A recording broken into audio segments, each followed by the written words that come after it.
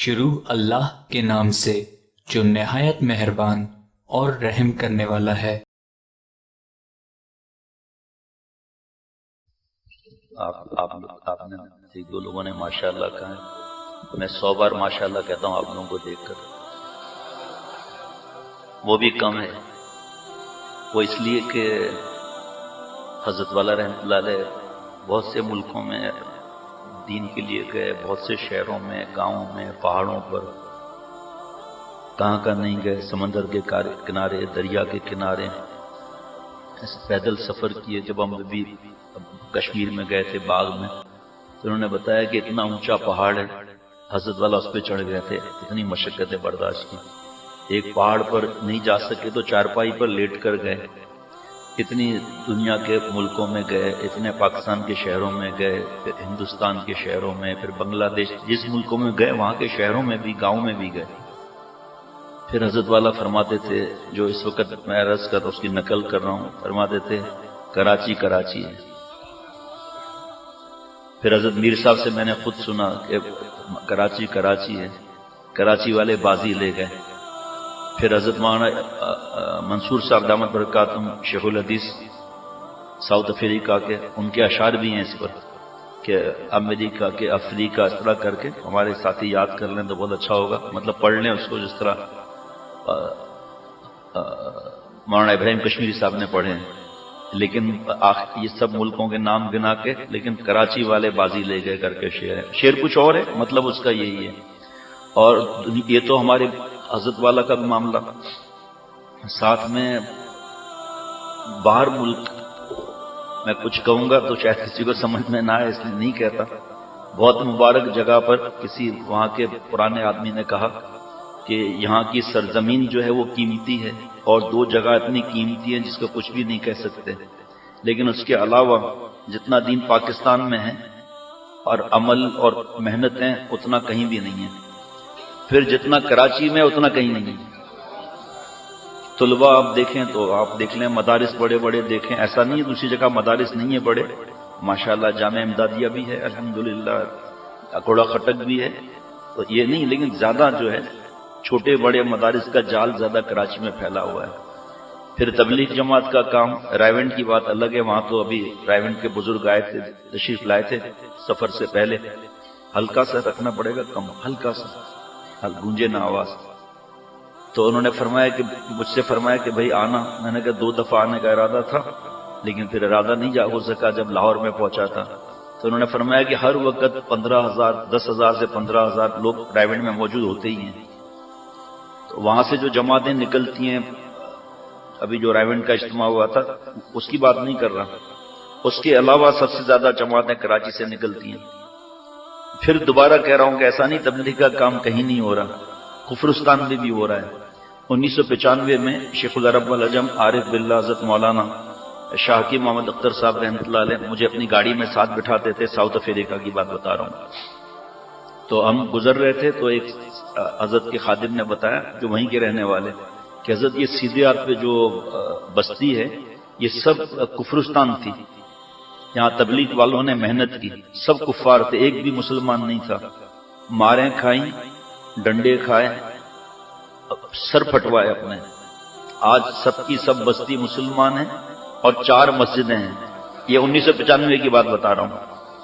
دیکھو آپ صلی اللہ علیہ وسلم پر بھی اعتراضات ہوئے، سارے انبیاء علیہ الصلوۃ والسلام پر بھی اعتراضات ہوئے، جہاں اعتراض وہاں خاموشی، اٹھ کے چلے جانا ہے وہاں سے، کیونکہ جتنے شعبے حق کے ہیں نا ان کے خلاف لوگ زبان کھولیں گے، مذاق اڑائیں گے، بس ایک ہی جواب ہے کہ آپ فتویٰ لکھ کر لیں، ہمیں فتویٰ منگوا دیں، دارالعلوم کورنگی سے منگا لیں، بنوری ٹاؤن سے منگا لیں، دارالعلوم دیوبند سے منگا لیں، اس سے زیادہ کوئی بات نہیں کرنی ہے۔ کیونکہ آپ صلی اللہ علیہ وسلم کو دیکھ کر بھی جو ایمان نہ لائے، اور ایمان لانے کے بعد جب آپ بھائی دیکھو آواز باہر آ کر گونج تو نہیں رہی، بھائی گونج رہی ہے نا آواز، ہے نا؟ باہر آ کر دیکھیں ذرا، آواز بہت گونج رہی ہے، ادھر کے اسپیکر کھلے ہوں یا کیا مسئلہ ہے، دیکھیں گے۔ تھوڑے دنوں سے ہے تو میرا کیا قصور ہے بھائی؟ ہاں مکسر تو وہ جانے ہم جانے، ہمارا کیا واسطہ ہے؟ بہرحال اگر نہ ہو تو ٹھیک ہے، کوئی بات نہیں، انشاءاللہ فکر میں کریں، پھر آواز تھوڑا آہستہ رکھیں۔ تو پھر انشاءاللہ تعالیٰ صحیح رہے گا. آپ پریشان نہ ہوں. یہ تو بہت اللہ تعالیٰ نے ایسا انتظام کرا کر دیا ہے. باقی اس سے بھی خطرناک اسپیکروں پر اللہ بیان کراتے ہیں. پھر وہ الگ بات ہے کہ گلا پکڑا جائے، وہ الگ بات ہے، لیکن اسپیکر کی وجہ سے بیان نہ کرنا. لاہور میں سیانت المسلمین کا جلسہ تھا جامعہ اشرفیہ لاہور میں. لائٹ چلی گئی. اس زمانے میں جنریٹر نہیں تھے. یہ 93-94 کی بات ہے. اس درمیان میں حضرت کا اسٹیج لگا تھا مسجد میں، اور وہاں حضرت اللہ تھے. سامنے بہت بڑا مجمع تھا آخر تک. تو لائٹ چلی گئی. سب نے حضرت سے کہا آپ آرام فرما لیں، اتنا زور سے آپ کیسے بول سکیں گے؟ حضرت نے فرمایا آواز اللہ پہنچاتے ہیں، ہمارے بس میں نہیں ہے. حضرت کھڑے ہو گئے. بیٹھے تھے، ذوف بھی تھا، کھڑے ہو گئے. اور پھر فرمایا کہ میری آواز آ رہی ہے. آخر تک لوگوں نے ایسے اشارہ کیا آواز آ رہی ہے. پھر حضرت نے بیان کیا ماشاءاللہ. اسی طرح چڑیا گھر لاہور، اس کے سامنے جو حضرت کی خانقاہ ہے، وہاں پر حضرت والا کا مسجد قدسیہ میں بیان ہو رہا تھا. عصر کے بعد لو چل رہی تھی، حبس تھا، ہوا کا نام و نشان تک نہیں تھا. تھی بھی تو گرم ہوا تھی. وہاں بھی لائٹ چلی گئی. تو حضرت سے عرض کیا گیا کہ آپ کا کمرہ ہے، اس میں UPS ہے، تو اس میں پنکھا چل رہا ہے، آپ چل کے آرام فرمائیں. کیونکہ 3-4 منٹ میں حضرت والا رحمۃ اللہ علیہ کا جسم ایسا ہو گیا جیسے بالٹی کس نے پانی کی پھینک دی ہو. جیسے ہی حضرت والا سے یہ کہا گیا حضرت ناراض ہو گئے. فرمایا صحابہ رضوان اللہ علیہم مجمعین نے جانیں دے دی اور خون کی ندیاں بہا دی، اور اب ہمارا پسینہ نکل رہا ہے. وہ پسینہ بھی اللہ قبول فرمانے تو سودا سستا ہے بھائی. باقی ہمارا تو ایسا کوئی عمل نہیں ہے. خبردار اگر کس نے کچھ کہا تو. ری یونین جزیرہ ہے فرانس کا، 1993. کتاب کا نام معارف ربانی سفر نامہ.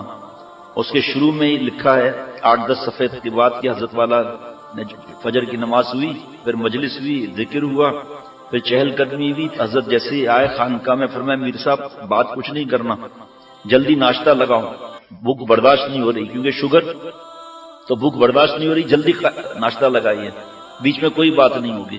حضرت میر صاحب دوڑے کھانا ناشتہ بنانے کے لیے. تبلیغی جماعت کے امیر آ گئے اور کہا حضرت یہ تبلیغی ساتھی ملنے ہیں آپ سے. حضرت سب سے ملے. کہ حضرت ابھی ان کو فوراً اسی وقت تشکیل ہوئی ہے تو فوراً آج جانا ہے اس وقت ان کو، اور یہ سب کہہ رہے ہیں آپ کوئی نصیحت فرما دیجئے. حضرت والا نے میر صاحب رحمۃ اللہ علیہ کو بلایا. فرمایا میر صاحب خبردار ناشتے کا نام لیا تو کاٹ ڈالوں گا، مار ڈالوں گا، بس رزق سے بڑھ کر رزاق کے گن گانے ہیں. اس کے بعد تقریباً 40 یا 45 منٹ کی حضرت نے نصیحت کی ہے. تو اس لیے مائک وائک کی فکر نہ کریں، بس اس کی فکر کرنا ہے کہ اللہ ہم سے ناراض نہ ہو. تو جتنا بھی اب انشاءاللہ لاہور جب جانا ہوگا تو اللہ تعالیٰ کی رحمت سے رائمنڈ بھی انشاءاللہ جائیں گے اللہ تعالیٰ کے کرم سے. تو اس پہ عرض کر رہا ہوں کہ دین کا کام اللہ تعالیٰ کتنا لے رہے ہیں، ہر جگہ لے رہے ہیں. آپ کوٹدو چلے جائیں، وہاں کے جو تبلیغی جماعت کا مرکز ہے، اتنا ماشاءاللہ بڑا مرکز ہے، وہاں اللہ نے کچھ دیر کی بات کروائی. میں نے ہنس کر کہا، انہوں نے پوچھا صحیح ہے؟ میں نے کہا مجھے سب سے زیادہ صحیح جو لگی وہ بیت الخلا زیادہ بنے رہے ہیں. ہر جگہ ایسا ہوتا ہے، لیکن وہاں کیونکہ مدرسہ بھی اور اتنے زیادہ بیت الخلا، تو جب اجتماع ہوتا ہے تو آسانی ہوتی ہے. تو میں عرض کر رہا ہوں وہاں کام نہیں ہو رہا. کوٹدو میں، ملتان میں کتنے مدرسے ہیں، وہاں کام نہیں ہو رہا. کتنی جماعتیں نکلتی ہیں. یہ بتا رہا ہوں کہ چلو نام بھی بتا دیتا ہوں آپ کو جگہ کا. مدینہ شریف میں مدینہ یونیورسٹی کے بزرگ نے یہ فرمایا. اشارہ تو سمجھ ہی گئے ہوں گے آپ کہ یہ مبارک جگہ ہیں. اس سے کوئی مقابلہ کرے گا تو مر جائے گا. مقابلہ نہیں ہے، لیکن جتنا یہاں مفتی صاحبان باطل کا تعاقب کرتے ہیں، اب تک کتنے بنوری ٹاؤن سے شہید ہوئے، اور جتنے مسائل کی فکر یہاں اور تبلیغ کا کام یہاں. تو یہ پاکستان کی بات کر رہے تھے، جگہ جگہ درس قرآن. میں آگے بول نہیں سکتا کچھ بات نا، کیونکہ منع ہے اس طرح بولنا. اور جگہ جگہ درس قرآن، درس حدیث، فضائل اعمال، اصلاحی مجالس، اتنی جماعتوں کا نکلنا، ہر سال اتنے علماء کا فارغ ہونا، اور بڑے بڑے مدارس، اور کس طرح اپنے گھر بار کو چھوڑ کر وہاں بیٹھے ہوئے ہیں. اللہ تعالیٰ اس کی سمجھ عطا فرمائے. اللہ تعالیٰ کی ذات اگر نہ ملی اور ساری دنیا کی بادشاہت مل گئی، ساری دنیا کی بادشاہت مل گئی، خسارے میں اللہ اگر نہ ملا تو اس سے بڑا یتیم مسکین کوئی بھی نہیں ہے. ابھی جو ہے جمعرات کا بیان ہوا تھا پچھلی بار، پھر جمعے کو سفر پر نکل گئے. ابھی مسقط سے صبح واپسی ہوئی اللہ کے کرم سے. 11:30 بجے واپسی ہوئی. وہاں کے بادشاہ کے بارے میں پتا چلا کہ اتنا نیک اتنا خیر خواہ، اور مطلب وہ اب اس وقت تو وقت نہیں ہے کہ میں سناتا جاؤں باتیں، وہ پھر بیان رہ جائے گا. بہت تعریف کر رہے تھے. مجھے حضرت والا کی بات یاد آئی. حضرت والا سے ایک سیٹھ صاحب نے کہا کہ حضرت جی جب آدمی مر جاتا ہے تو اس کے بعد لوگ تعریف کرتے ہیں، لیکن ایک بات سمجھ میں نہیں آتی کہ جب کوئی دیندار آدمی کا انتقال ہوتا ہے تو لوگ کہتے ہیں کہ بھائی مرحوم اتنے پیارے تھے جو اتنا مسجد بنائی، مدرسے بنائے، مدرسے میں پیسے دیتے ہیں، اور جناب اتنی کتابیں چھپوائیں، اور یہ اور اس طرح کر کے لوگوں کے قرضے اتروائے. یہ باتیں ہوتی ہیں. لیکن حضرت جب کوئی سیٹھ صاحب کا انتقال ہوتا ہے جو دنیا میں پھنسا ہوا، تو کوئی یہ نہیں کہتا کہ مرحوم بہت نیک تھے، 2 فیکٹریاں تھیں مرحوم کی. ہنس رہے ہیں سب نا. مرحوم کے 4 دکانیں تھیں. کیا مرحوم کے پاس پیسہ آتا تھا، 2 مرسیڈیز تھی مرحوم کی. کہیں سنا ایسا؟ حضرت یہ وجہ کیا ہے؟ وارے میرے شیخ، وارے شیخ العرب والعجم عارف باللہ مولانا شاہ کی محمد اختر صاحب رحمۃ اللہ علیہ. واہ واہ واہ واہ واہ واہ. فرمایا دیکھو بھائی، ملک بدل جاتا ہے، کرنسی بدل جاتی ہے. انتقال ہو گیا، ملک بدل گیا، آسمان کی طرف چلا گیا، تو جو نیک ہے اس کی آسمان کی باتیں ہوں گی نا. جو پیسوں کی بات کیسے کرے گا؟ وہ تو دنیا کی کرنسی ہے، وہ تو تیل لینے چلی گئی. یہ جو مسقط کا جو بادشاہ 49 یا 48 سال اس نے حکومت کی، اور اس کے شاہی جو محل ہے نا، اس کے شاہی محل کے پاس ہم 3 دفعہ گزرے ہیں، رات کو اور صبح کو، اس طرح 3 دفعہ گزرے ہیں. کوئی پولیس نہیں، کوئی ملٹری نہیں، محل کے سامنے سے گزر رہے ہیں. اور گھر بھی ایسے عجیب عجیب آس پاس تھے. میں نے کہا یہ کیا معاملہ ہے؟ گھر ایسے سادے وغیرہ کا. بادشاہ قابوس شاید نام ہے، اللہ اس کی مغفرت بے حساب فرمائے، کا اس کے محل کے آس پاس کتنے کلومیٹر تک جتنی جگہ ہے نا، اس کے دام سستے سے سستے بڑھ نہیں سکتے. میں نے کہا ہے کیا بات کرتے ہو بھائی؟ اگر دنیا کا بڑا پاورفل ہو تو اس کے گھر کے پاس تو قیمت بڑھ جاتی ہے. کہ نہیں، اس نے کنٹرول کیا ہوا ہے، جس کو رہنا ہے رہے، سب سے کم قیمت یہاں کی ہوگی.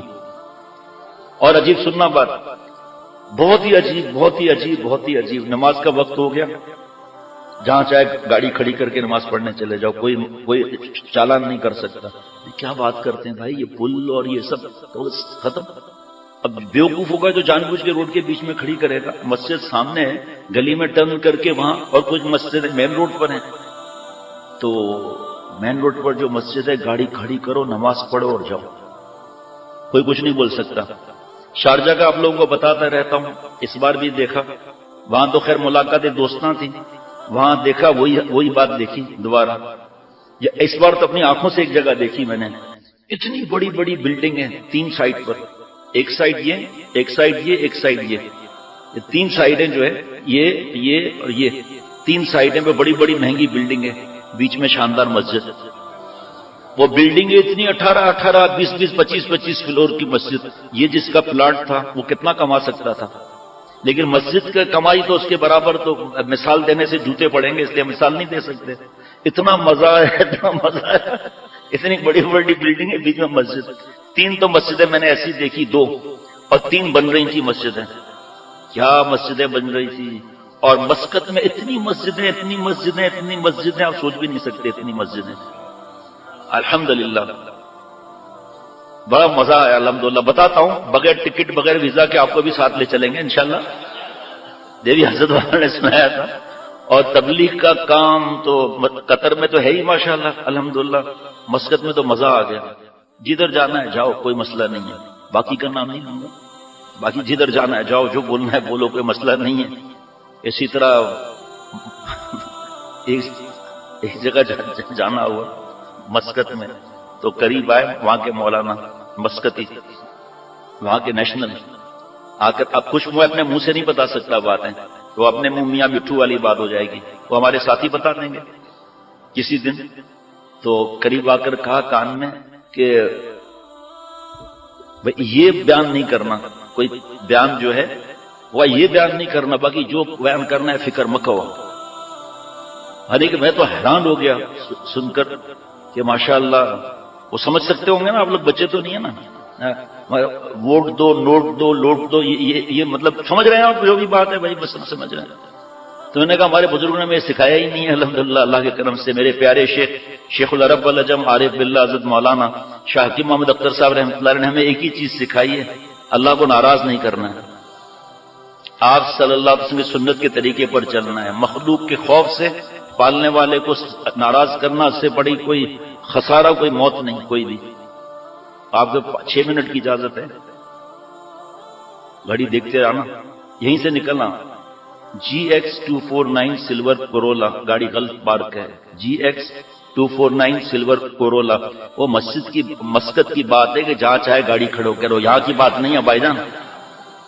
مطلب وہ تو نماز پڑھنے کے لیے نا، 1.5 گھنٹے کے لیے تھوڑی کھڑی کرنے کے لیے. کیوں بھائی آپ صاحب؟ ایک حضرت کے خادم کسی ملک گئے تو اس ملک کا بہت بڑا رئیس جس کا محل باقاعدہ، انہوں نے کہا ضد کی کہ ہمارے یہاں کھانے کو چلو گے. اب وہ سفید داڑھی اور دوسرے آدمی منع نہیں کر سکتا تھا اس وقت. کسی اور ملک کی بات، وہاں گئے تو جناب فوٹو کسی نے کھینچنے کی کوشش کی، اس کو روک دیا. مصر کے قاری صاحب تھے، انہوں نے تلاوت شروع کی تو پھر فوٹو کھینچا، ان کو روکا زور سے. جیسے ہی تلاوت کے لیے سانس لینے کے لیے وہ روکے، زور سے انہوں نے چیخ مار کے کہا.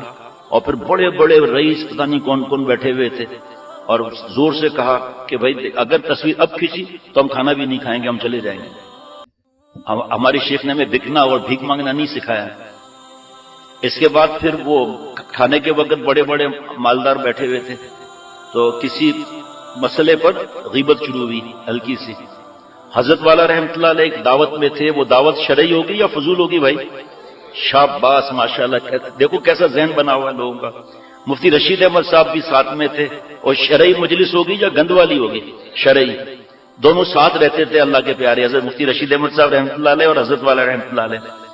تو حضرت والا نے بھی کھانا شروع کیا تو یہاں تک بوٹی آئی.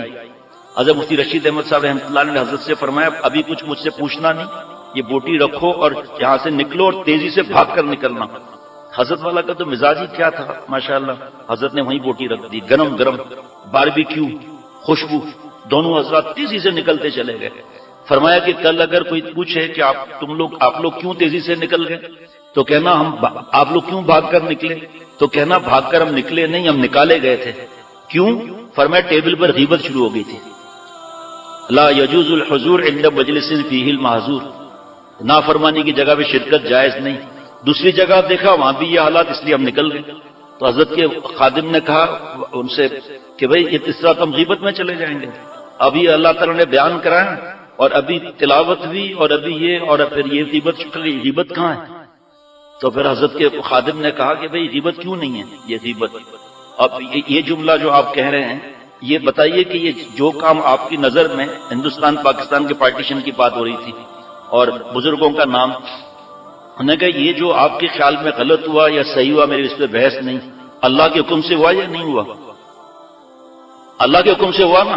ہر شر میں اللہ خیر نکالتے ہیں. پر اب ایک چیز ہو گئی نا. پھر میں نے ان کو بتایا کہ حضرت مولانا حسین احمد مدنی صاحب رحمۃ اللہ علیہ نے فرمایا کہ مسجد کی جگہ پر تو اختلاف ہو سکتا ہے کہ یہاں بنے یا یہاں بنے.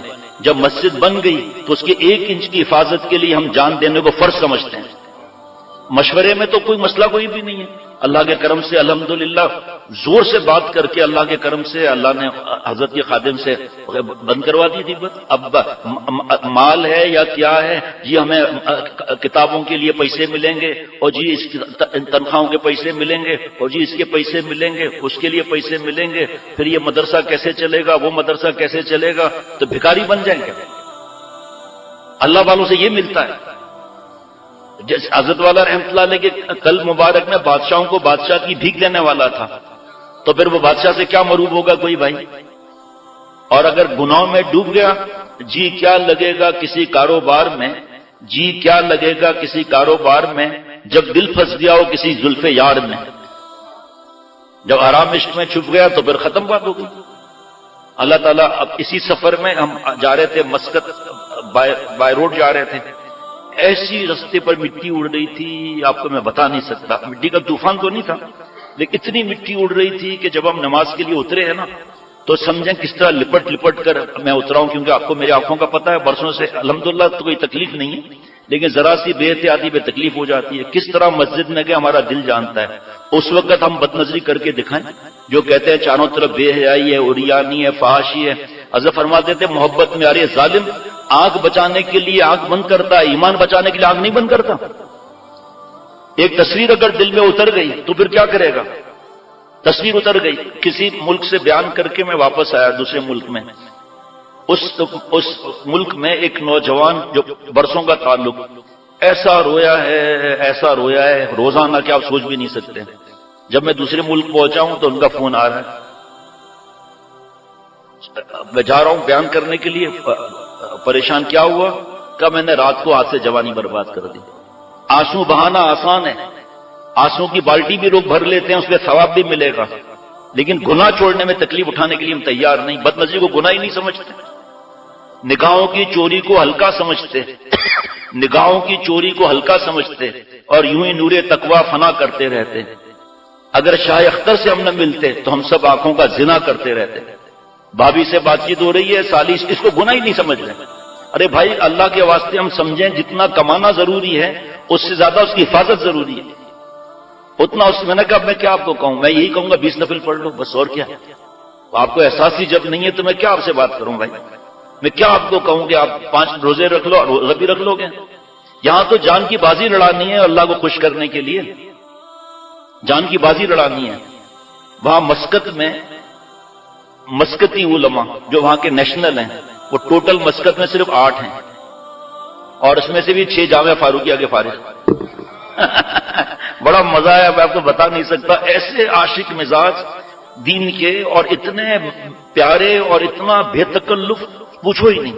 ہمارے دبئی کے 2 سال چلے تھے، وہ تھوڑا احتیاط کر رہے تھے کھانے میں. ان کو کہا بھائی اس کو کھلاؤ، اس کو کھلاؤ، یہ گاڑی چلا کر رہا ہے، اس کو کھلاؤ. ایک بلوچ آیا، وہاں کے بلوچی لوگ زیادہ، بلوچ آیا کہتی ہے تم کھاؤ. اس نے کہا بھائی ابھی تم کھاؤ. پھر میں کیا بتاؤں، اتنے پیارے لوگ، میں آپ کو کیا بتاؤں. اتنی محبت پہلی دفعہ، حالانکہ پہلے گیا تھا میں، لیکن اس طرح میں خواب میں بھی نہیں سوچ سکتا تھا کہ مساجد میں بیان ہوگا. اللہ نے مساجد میں بیان کرا دیا، خواب و خیال میں بھی نہیں تھا. اب وہ کہتا کھاؤ ہم چھوڑے گا نہیں تم کو. اب وہ بیچارہ ایسے کر رہا ہے کھاؤ. ایک ادھر ہمارا دوست دیکھو وہ بیٹا ہے نا موٹا، وہ مار مار کے کھلاتا ہے. یعنی کہ آپ سوچو چند گھنٹوں کی دوستی اور اتنی محبت، اتنا پیار. جب داڑھی پر میں اللہ تعالیٰ نے بیان کروایا مسقط میں کہ ایک مٹھی داڑھی سامنے سے رکھنا، دائیں سے رکھنا، بائیں سے رکھنا، داڑھی کا یہ بچہ رکھنا، چاروں ائمہ کے نزدیک واجب ہے، چاول برابر کم کرنا، داڑھی مڈانا حرام، وقت کم ہوتا ہے یہاں تو فکر مت ہوا. تو میں نے کہا آپ کو بتایا میں کتنے دلیل دوں، آپ کو کتنی دلیل دوں. اب میں تو صاف بتا دیتا ہوں، میں تو اپنے شیخ کا غلام ہوں بھائی. مجھے کیا بیان تھوڑی کرنے آتا ہے. اللہ کی عطا ہے، والدین کی عزت کی، بزرگوں کی، آپ لوگوں کی دعائیں ہیں. میں نے کہا میں آپ کو 2.5 لاکھ دلیل دیتا ہوں، 1 منٹ بھی نہیں ہوگا. تو 2-3 چونک گئے، کتنا وقت کہا ہے یہ 2.5 لاکھ کی دلیل دے گا، اور 1 منٹ کے اندر 30 سیکنڈ کے اندر اندر میری طرف دیکھ رہے ہیں. میں نے 1 لاکھ سے زیادہ انبیاء علیہ الصلوۃ والسلام تھے، داڑھی تھی ان کی. میں نے جواب آپ دیں گے، بہت سی چیزوں کا جواب ان سے ہی کہلوایا. 1 لاکھ سے زیادہ صحابہ رضوان اللہ علیہم مجمعین تھے نا، اور ان سب کے سردار آپ صلی اللہ علیہ وسلم کی داڑھی تھی. 2.5 لاکھ کی دلیل ہو گئی. آدھا منٹ بھی کہاں ہوا، آدھا منٹ بھی تو نہیں ہوا نا. پھر بغیر داڑھی والے کے پیچھے نماز پڑھیں گے؟ نہیں. بغیر داڑھی والے سے نکاح پڑھائیں گے؟ نہیں. آپ کا تو ہو چکا ہے، آپ کو کیا مسئلہ ہے بھائی. حافظ ڈاکٹر شفقت بھی چکر باز لگتا ہے مجھے بھائی. آپ کو کہنا چاہیے بھی اوروں کے پڑھوائیں، لیکن فوراً کرے ہاں. اب دل کی بات زبان پر آ گئی نا. اسی طرح پھنسایا جاتا ہے بھائی دوستوں کو محبت کے اندر. اور پھر اس سے دم کروائیں گے، جنازے نماز پڑھوائیں گے، نکاح پڑھوائیں گے، ہے جی کچھ بھی نہیں. وہ 3 پیس سوٹ پہنا ہوا ہے، ٹائی لگی ہوئی ہے، سگار پیتا ہوا آ رہا ہے، سر جناب داڑھی منڈی ہوئی. کہ بیٹھو بھائی، کون ہے دلہا؟ تو کون ہے بھائی؟ گواہ کہاں ہے؟ کہ ایک تھپڑ ماریں گے گواہ کا بھی سب کچھ ادھر ہی ترائی کر لے گا. تو اچھا اب دوسرے دن ہم جب گئے تو ان سب کے جو بڑے ہیں مولانا افشانی صاحب کے شاگرد زیادہ ملے، ان کے اجازت یافتہ بھی. جی ہاں جی مسقط ماشاء اللہ بڑا دین کا کام. یہ جو 8 مسقطی علماء ہیں نا جو وہاں کے نیشنل ہیں، بہت کام کر رہے ہیں. مسقط کے جو نیشنل ہیں ان میں دوسرے علماء بھی ماشاءاللہ اشرف المدارس کے بھی 2 ملے الحمدللہ. ایک صاحب اور کسی جگہ ملے, جگہ کا نام نہیں لیتا, شرعی داڑھی اور شرعی داڑھی, ہاں سر پہ ٹوپی نہیں, ٹکنا چھپا ہوا پینٹ شرٹ میں, اور تعارف کسی اور نے کرایا کہ یہ فلاں مشہور مدرسے کے فارغ ہیں. میں اسے دیکھ کر حیران ہو رہا ہوں. ماحول کا یہ اثر ہوتا ہے. ابھی پارٹیشن نہیں ہوئی تھی پاکستان انڈیا کی, ایک خاتون کی لاکھوں, اس زمانے کی لاکھوں کی جائیداد, جج نے کہا کہ مجھے یہ شکل دکھائے گی تو میں اس کے نام پر کروں گا, یہ اصول ہے, تو پتہ نہیں کون ہے اس کے نام پر میں کر دوں. کہا میں تو لاکھوں کی جائیداد تیل لینے جائے, میں تو اپنا چہرہ نہیں دکھاؤں گا. یہ ایمان. یہی خاتون ہجرت کر کے پاکستان آئی, لوگوں نے ایمپریس مارکیٹ پر بے پردہ اسے دیکھا. حضرت والا فرماتے ہیں یہ ماحول کا پیسوں کا اثر ہوتا ہے کہ اللہ نے کس کام کے لیے چنا اور کیا کر رہے ہیں. چنا انبیاء علیہ الصلوۃ والسلام کی وراثت کے لیے, اور کام کر رہے ہیں نعوذ باللہ رات دن مال کمانے کے لیے. یہ جو دیکھے وہ علماء وہ دھندا بھی کر رہے ہیں لیکن زیادہ دین کو وقت دے رہے ہیں. تو یہ جو ان سب کے جو پرانے حضرت مولانا افشانی صاحب دامت برکاتہم کے اجازت یافتہ سہارنپور کے فارغ, بس اتنی محبت, اور پھر بیان کے بعد کھانے کے وقت مجلس, سوال جواب, یہ اصلاح کے بارے میں, پھر اس کے بعد پھر مجلس, اور پھر جو ہے وہ اتنا بے تکلف کا شیخ, تم تو بیان میں ہنساتا ہے تو ادھر بھی ہنساؤ. کھانے کے وقت تم نے خود بولا, وہ بڑے بزرگ تھے نا جو کہا تم نے خود کہا ہے کہ کھانے سے پہلے آدھا گھنٹہ, کھانے کے درمیان, کھانے کے آخر میں کوئی بات نہیں کرنی ہے مشکل اور پریشانی والی. میں نے کہا جی ہاں. کہا پھر ہنساؤ. میں نے کہا پھر ہنسیں, اللہ تعالیٰ ہنساتے ہیں, اللہ رلاتے ہیں. بھائی آپ سوچو اتنی دیر کے اندر ایسی مٹھاس اور ایسی محبت, میرے دماغ میں پورا ابھی تک وہی بھرا ہوا ہے منظر, اتنی ان کی محبت کیا پوچھو مت. تو پھر انہوں نے دوسری دن کھڑے ہو گئے, کہا یہ کیا شیخ نے مثال دی ہے بڑے حضرت والا رحمۃ اللہ علیہ کی, 2.5 لاکھ لوگوں کی مثال دی ہے. کہا مزہ آ گیا. پھر انہوں نے ایک بات اور کی, اس کے بعد ٹی وی پر بات چلی ہے جی. میں نے عرض کیا کہ ہمارے حضرت, اور کہاں بات ہوئی وہ پھر بتاؤں گا کہ کدھر بات ہوئی اللہ کے کرم سے. میں نے کہا جی ہمارے حضرت والا سے شارجہ ٹی وی والوں نے کہا کسی کے ذریعے کہ آپ ٹی وی پر آ جائیں, آپ کا بیان ہوگا, بہت سے ہندو مسلمان ہو جائیں گے اور بہت سے فاسق مولا کے عاشق ہو جائیں گے. تو حضرت کے پاس جو خادم مسجد غریر میں یہ بات لے کر گیا تھا, حضرت نے فرمایا شارجہ ٹی وی والوں سے پوچھو کہ ٹیلی ویژن کوئی خالہ صاحبہ چمچے پر سونے کے ہیرے لگے ہوں, اس سے پخانہ صاف کریں اور پھر اس کو پاک کر کے حلوہ پیش کرے تو کھاؤ گے؟ نہیں. فرمایا جس ٹی وی پر زنا, بے حیائی, عریانی, فحاشی, کمینہ پن, ناچ گانا, گھر سے بھاگنا, اغوا, کڈنیپ, کورٹ میرج, طلاق, سوئمنگ پول کے کمینے پن, بےہودہ لباس, کمینہ پن. فرمایا ہم ایسے گناہ کے آلے پر ہم ان بزرگوں کے غلام ہیں جو ہم تلاوت بھی نہیں سنتے اللہ کے کرم سے, نہ ہم حج پروگرام دیکھتے ہیں اللہ کے کرم سے. تو جب دوسرے دن وہاں آئے تو ایک مولانا محمد کر کے ہیں جہاں پہلا بیان ہوا تھا, کیا ان کے, اب دیکھیں وہ مسجد کے نیشنل اور اتنی محبت کریں, جامعہ فاروقیہ کا رنگ ماشاءاللہ. تو انہوں نے کہا شیخ بہت مزہ آیا, ہم لوگ 4 آدمی 5 دوست بیٹھے تھے, کل تو باتیں ہو رہی تھی کہ حضرت والا کی کیا کیا باتیں ہیں ماشاءاللہ. پھر اللہ نے حضرت والا شیخ العرب والا جب رحمۃ اللہ علیہ کی برکت سے دل میں ڈالا. کھانے کا برتن تھا وہ چینی کا بنا ہوا تھا, جس سے وہ ہاتھ دھوتے ہیں نا, سیرامک کا بنا ہوا ہوتا ہے وہ. کہا شیخ یہ کھانے کا برتن سیرامک کا بنا ہوا ہے؟ میں نے کہا ہاں. دیکھیں حضرت کا صدقہ جاریہ کس طرح آگے بڑھتا ہے. سیرامک کا بنا ہوا ہے؟ میں نے کہا ہاں. کہا یہ جو WC اور کموڈ یہ کس چیز کا بنا ہوا ہے؟ سیرامک کا بنا ہوا ہے. کا بالکل نیا فیکٹری سے سیرامک کا کموڈ نکل کر آیا, اس میں خدا نہ خواستہ کوئی بریانی ڈال کر دے تو کھائے گا کوئی؟ وہ تو نیا ہے نا, اس میں تو پاکی ناپاکی والی بھی تو کوئی بات ہی نہیں ہے. یہ تو بالکل نیا ہے نا, اس کی تو کوئی بات ہی نہیں ہے نا اس میں معاملے کے اندر. اب سب جو سن رہے ہیں حیران ہو رہے ہیں. کہ اسی مٹیریل کا یہ بنا ہوا ہے ڈونگا, اس میں سالن ہے, اور وہ سیرامک کا ابھی خرید کے لائے ہیں, ابھی اس کو پیکنگ ہٹائی ہے, لیکن اس میں کوئی پیش کرے گا کہ حضرت کی مثال نے جھنجھوڑ کے رکھ دیا دل. وہ کوئی اس فائدے میں نہیں تھے کہ ٹی وی پر آیا جائے, وہ خلاف تھے, وہ بھی خلاف تھے. اور پھر ایک بات بتا کر تھوڑے اشعار سن لیتے ہیں, پھر دیکھیں کیا ہوتا ہے آگے. مسجد میں بیان کر کے باہر نکلا تو دروازے پر ایک صاحب ملے. کہ ان سے ملیے؟ میں نے کہا السلام علیکم. کہ یہ ہندوستان کے ہیں؟ میں نے کہا اچھا. کہ یہ تمہارا بیان روزانہ سنتے ہیں اور اس کے بعد ان کا پورا گھر بدل گیا ہے اور پہلی دفعہ ملاقات ہو رہی ہے. دو بزرگوں کے خلیفہ صاحب ملے مسکت میں کہ رات کو سونے سے پہلے یہ ہو ہی نہیں سکتا کہ ہم لوگ گھر والے بیان نہ سنیں. کہنے کا مقصد میں نہیں ہوں، کہنے کا مقصد اللہ کی عطا ہے، کہنے کا مقصد شیخ العرب العجم عارف باللہ حضرت مولانا شاہ حکیم محمد اختر صاحب رحمۃ اللہ علیہ کا تڑپتا ہوا دل اشکبار آنکھیں ہیں کہ ان کے یہ اللہ نے مجھ سے کہلوایا نا کہ ایک جگہ میں گیا تو انہوں نے کہا کہ جی باتیں جو ہیں کسی بزرگ کا بتا رہے تھے، باتیں ان کی ہے زبان میری ہے، چراغ ان کا ہے روشنی میں نے کی ہے. تو جب میری باری آئی تو بہت بے تکلف دوست ہے ماشاءاللہ، ایک شاگردی کا تعلق ہے. تو میں نے کہا جی یہ جملہ میں نے سنا ہے، میں یہ عرض کرتا ہوں کہ باتیں حضرت والا رحمۃ اللہ علیہ کی ہے، زبان بھی حضرت والا رحمۃ اللہ علیہ کی دعاؤں کی عطا ہے، کیونکہ 40 برس تک تو بیان ہی نہیں ہوا تھا. تو بیان اگر میرے اختیار میں تھا تو 35 برس میں کرتا. اللہ کی عطا ہے، ما اصابک من حسنۃ فمن اللہ، لیکن کسی کے ذریعے ملتی ہے. اور چراغ بھی حضرت والا رحمۃ اللہ علیہ کا ہے، روشنی بھی ان کی ہے، ہم کہاں سے روشنی لائیں بھائی. شیخ ایسا تگڑا ہونا چاہیے. وہاں رومی رحمۃ اللہ علیہ فرماتے ہیں کہ شیخ جو گناہ میں ڈوبا ہوا ہو اور اس کا چراغ ٹمٹماتا ہے، یہ چراغ ٹمٹما رہا ہے، ہمارا چراغ تو بجھا ہوا ہے نا، ہم نے ادھر لگایا وہ بھی بجھا یہ بھی بجھا. فرمایا شیخ ایسا ہونا چاہیے جس کا چراغ کی لو جو ہے نا بہت اونچی ہو، جو آ رہا ہے چراغ جل رہا ہے، جو آ رہا ہے چراغ جل رہا ہے، جو آ رہا ہے چراغ جل رہا ہے. قریب جلتے ہوئے دل کی تو اپنا دل کر دے، یہ آگ لگتی نہیں ہے لگائی جاتی ہے. جو عشق کی خاصیت وہ آگ کی خاصیت، ایک سینہ بسینہ ایک خانہ بخانہ. پلاسٹک انجیکشن مولڈنگ مشین ہے، اس کے اندر پلاسٹک کا دانہ آتا ہے ہوبر میں اوپر، اور اس کے بعد وہ بالکل گرم اتنا ہو جاتا ہے پلاسٹک کے جیسے پانی ہوتا ہے نا ایسا.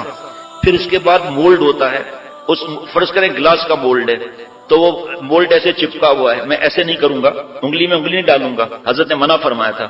فرمایا کہ آپ صلی اللہ علیہ وسلم نے گناہ گار کے بارے میں جو فرمایا تھا کہ قبر ایسا ان کو دبائے گی کہ انگلیاں آر پار ہو جائیں گی، تو ہمارے بزرگوں نے منع کیا اس طرح مت کیا کرو، یہ ادب کے خلاف ہے. اسی طرح ٹانگ پر ٹانگ رکھ کر مت بیٹھا کرو. اسی طرح یہ جو رانے ہیں نا ان سے گھٹنے ایسے ایسے ہلایا مت کرو، یہ اس میں شیطان کی ذریات پیدا ہوتی ہے اس سے. اور ٹیک لگا کر ٹانگ پہ ٹانگ رکھ کر یہ اس میں تکبر آ جائے گا. تو میں اس طرح نہیں کہتا، میں ایک مولڈ بتا رہا ہوں کہ مولڈ جو ہے وہ اس طرح بند ہے، گلاس کا مولڈ ہے، یہ چاروں طرف لکوڈ آ جائے گا، جب اس آٹومیٹک مولڈ کھلے گا گلاس نیچے گرے گا پھر بند ہو جائے گا. ایک مولڈ سے لاکھوں پیس جو ہے وہ نکلتے ہیں، اس مولڈ کو کچھ بھی نہیں ہوتا، وہ ویسا کہ ویسا ہی مولڈ رہتا ہے. تو جب ایک مولڈ سے لاکھوں پیسے نکلتے ہیں اور اس میں کوئی کمی نہیں آتی تو اللہ والے کے سینے سے جو قرب اور درد دل کی باتیں چلیں گی اس میں کمی کہاں سے آ جائے گی. حضرت والا کا شعر ہے، نہ جانے کتنی نہریں بھی میرے دریا سے جاری، نہ جانے کتنی نہریں بھی میرے دریا سے جاری، پھر بھی میرے دریا کی طغیانی نہیں جاتی. فرمایا شیخ تو صحیح ہے، عمل والا ہے، پھر لوگوں میں اب کچھ لوگوں میں عمل کیوں نہیں آ رہا. اس فرمایا کہ بعض لوگ زہر کھاتے ہیں گناہوں کا، شیخ کا بتایا ہوا وظیفہ نہیں پڑھتے، اخلاق اچھے نہیں رکھتے، غیبت میں آگے آگے، بد نظری میں آگے آگے، ادھر حلوہ بھی کھا رہے ہیں ادھر زہر بھی کھا رہے ہیں. تو ظاہری بات ہے وہ شیخ کا تو قصور نہیں ہے. وہ ہاسپٹل کا کیوں قصور کرتے ہو، ڈاکٹر کا کیوں قصور کرتے ہو بھائی؟ قصور تو مریض کا ہے کہ وہ زہر کھا رہا ہے اور طاقت کی دوا نہیں کھا رہا، اینٹی بایوٹک نہیں کھا رہا. اگر کھا بھی رہا ہے، سوپ پی رہا ہے، جوس پی رہا ہے، لیکن جو زہر کو چاٹ رہا ہے تو فائدہ کیسے ہوگا؟ اللہ معاف فرمائے. پھر قصور ہم کر لیتے ہیں خانقاہ کا اور کسی دین کے شعبوں کا، ان کا قصور کر لیتے ہیں. ہم نے ہی زہر کھایا نا، اس کی مثال سنی کہ جب یہ مولڈ جو ہے یہ کھلتا ہے بند ہوتا ہے تو بہت سے گلاس، جو مولڈ کا فرض کریں گلاس کا مولڈ ہے تو اس میں سے کچھ گلاس جو ہے نا وہ صحیح نہیں بنتے اور اس کی کٹے ہوئے ہوتے ہیں، وہ کٹے ہوئے ہوتے ہیں، اس کو اسٹاک لاٹ جاب لاٹ میں پھینک دیتے ہیں اس کو، اور صاف والے گلاس ادھر نکلتے ہیں. لیکن دنیا میں یہ ٹیکنالوجی ہے کہ ان گلاسوں کو ایک کریشر ہوتا ہے اس میں ڈالتے ہیں، کریشر میں اس میں سے دانے دانے بن جاتے ہیں، اس کو دوبارہ ڈالتے ہیں وہی پھر گلاس بن جاتا ہے. تو ہم جب توبہ کریں گے اللہ ہمیں محروم فرما دیں گے کیا؟ اگر ہمارے عشق اور معرفت کا گلاس نہیں بن رہا تو توبہ تو کریں نا، اپنے گناہوں کو توڑ پھوڑ کے برابر کر کے اللہ سے معافی تو مانگیں، اللہ پھر اپنے قرب کا گلاس پلا دیں گے. بھائی مانگنے کی دیر ہے، دینے کی دیر نہیں ہے وہاں سے. چلو بھائی آپ کے 2 منٹ اور کم ہو گئے، کوئی بھی 2-4 شعر ہی پڑھ لیں. اب کیا کریں، وہ آگے گھبراہٹ ہو رہی ہے کوئی چیز رہ نہ جائے. ابھی آپ کو بغیر پاسپورٹ بغیر ویزا کے کچھ تو لگا لیا نا چکر. بھائی آپ سوچو تو صحیح، بغیر پاسپورٹ بغیر، یہ حضرت نہیں فرمایا تھا، حضرت ساؤتھ افریقہ سے تشریف لائے تھے، یہ لے لو آپ مائک. فرمایا کہ اب میں تو آ گیا، اب آپ کو بغیر پاسپورٹ کے بغیر ویزا کے میں ساؤتھ افریقہ کا سیر کراتا ہوں. تو ابھی آپ لوگوں نے مسقط کی سیر تو کر لی، دبئی کے اندر جو شارجہ میں تو ملاقاتیں دوستاں تھی، صرف ملاقاتیں دوستاں تھی صرف بھائی. جو حضرت فرماتے تھے جس ملک میں جاؤ وہاں کی پابندی کرنی ہے رولز کی، بس یہاں آ جاؤ نا اپنا ٹائم چھوڑیے.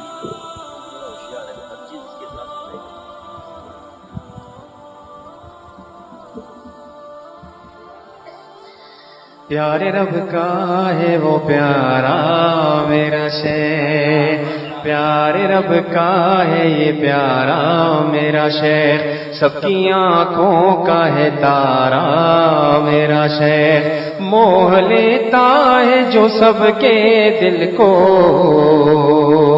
موہ لیتا ہے جو سب کے دل کو، وہ محبت کا ہے مارا میرا شہر، وہ محبت کا ہے مارا میرا شہر، رخ پہ آنکھیں تو ٹھہرتی نہیں، یہ میرے شیخ کے لیے ہے جی. رخ پہ آنکھیں تو ٹھہرتی نہیں، ایسا ہے نور کا پارا میرا شہر، ایسا ہے نور کا پارا میرا شہر، بانٹتا ہے وہ ہر ایک کو خوشیاں،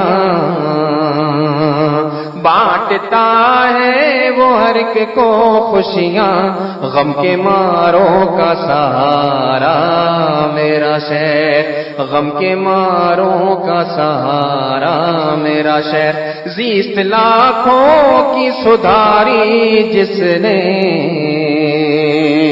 زیست لاکھوں کی سدھاری جس نے، عشق حق کا ہے وہ دھارا میرا شہر، عشق حق کا ہے وہ دھارا میرا شہر، میں ہوں گمراہ تو یہ خضر میرا، میں ہوں گمراہ تو وہ خضر میرا، میں بھور میں ہوں کنارا میرا شہر، آزمائش کی دھند میں گر گئے، آزمائش کی دھند میں. سکھ جہاں سے گزرتے ہیں نا لوگ ان کو دیکھتے ہیں اور سردار کہتے ہیں. سردار کس چیز کا بھائی؟ گرو کی محبت کی وجہ سے. کوئی پوچھے ذرا لڑائی شروع کر دیتے ہیں. لیکن الحمدللہ 3-4 جگہ پر ایسا ہوا ماشاءاللہ، کچھ دوست جہاں سے گئے تھے، کچھ دوست کہیں اور سے بھی آ گئے تھے، کہیں سے بھی آ گئے تھے کچھ دوست وہاں.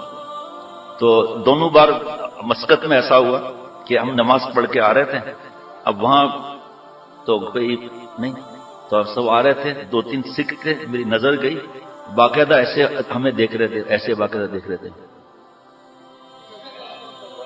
باقاعدہ اس طرح دیکھ رہے تھے. اسی طرح ایئرپورٹ پر بھی ہوا، اسی طرح ہم جو بائی روڈ گئے تھے ہم، تو جب مسقط کے بارڈر پر ویزا لے رہے تھے تو 2-3 سکھ آ رہے تھے، وہ ہمیں دیکھ رہے تھے.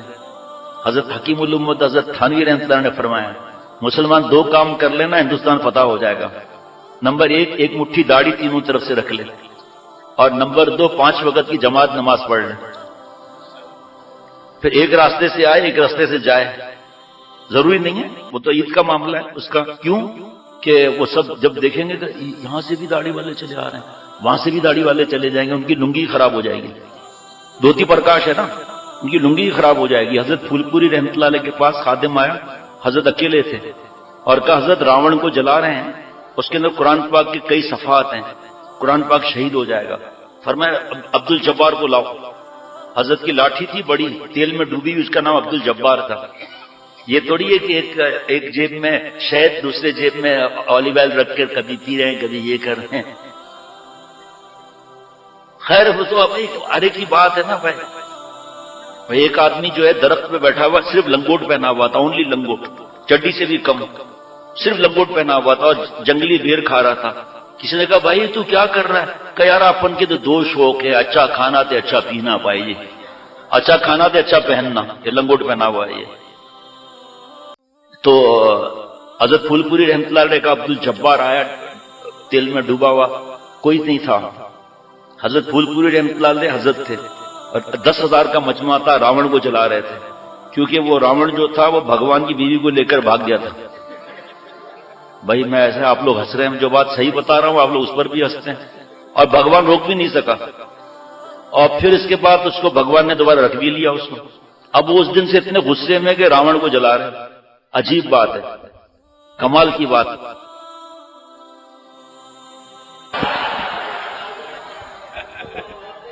یہ تو اس کو بھی نہیں چھوڑا سکا. حضرت پھول پوری رحمۃ اللہ نے ڈنڈا ہاتھ میں رکھ کر کہا، فرمایا کہ خبردار قرآن پاک کے حروف میرے حوالے کرو، ورنہ عبد الغنی 500 لوگوں کو مار کر شہید ہو کر خون کے اندر نہا کر جا کے اللہ سے ملے گا.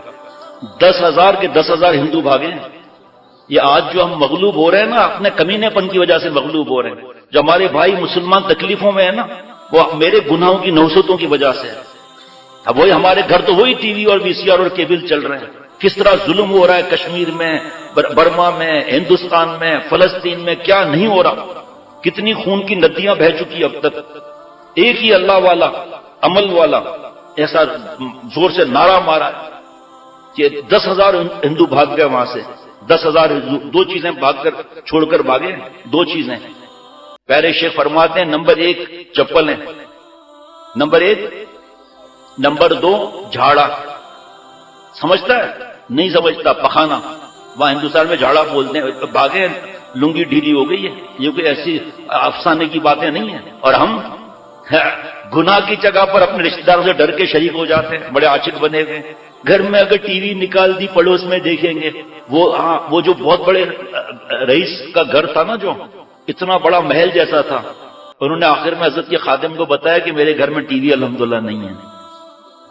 اور اتنے اخلاق، بیٹے سب ان کے ادب اخلاق اللہ نے اتنا دیا ہے، بھاگ بھاگ کر کام کر رہے ہیں، بھاگ بھاگ کے کام کر رہے ہیں.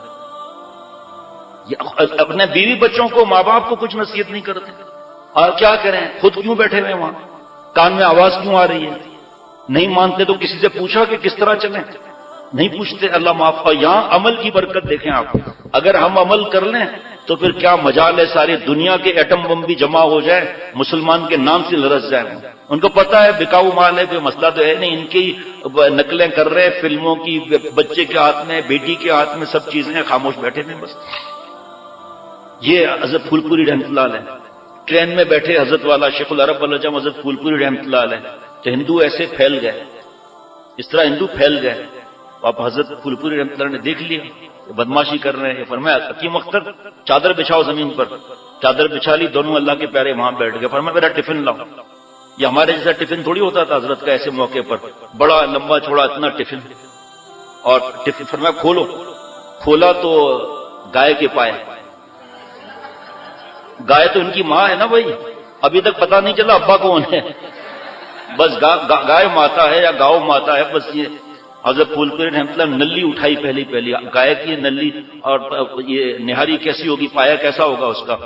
پایا اٹھا کر جو حضرت نے کھینچا ہے کر کے، جو نل کی کھینچی، سب ہندو بھاگے، رام رام رام رام کرتے بھاگ گئے. دونوں حضرت سوتے ہوئے آیا ماشاءاللہ. دوسرا کوئی ہو، حضرت عیسیٰ علیہ السلام کی شان میں گستاخی بھی نہیں.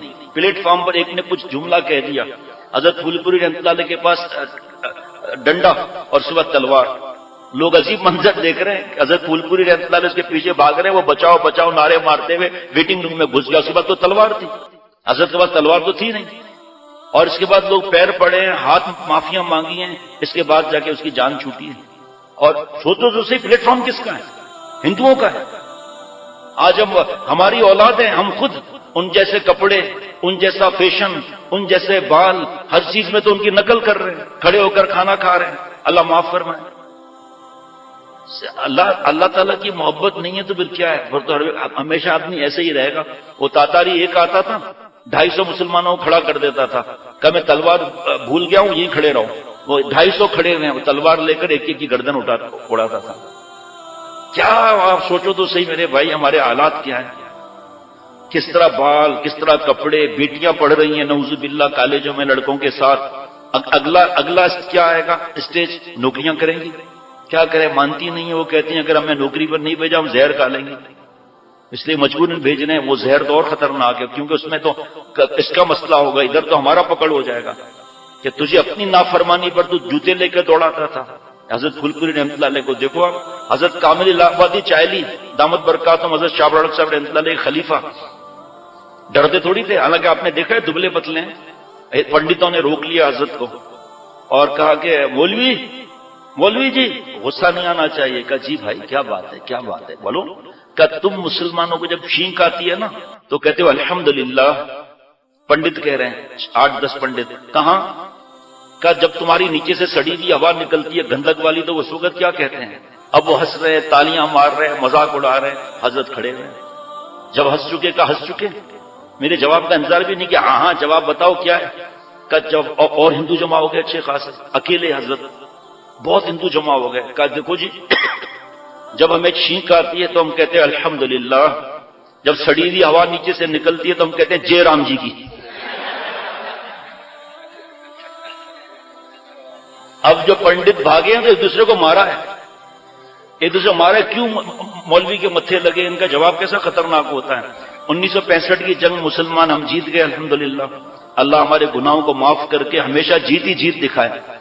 اللہ تعالیٰ اپنی رحمت سے اپنے کرم سے ہر طرف اسلام کا جھنڈا اللہ بلند فرمائے. اگرچہ نالائق ہے لیکن پالنے والا کیسا ہے. پاکستان جیت گیا، اب ہندو ذلیل ہو گئے.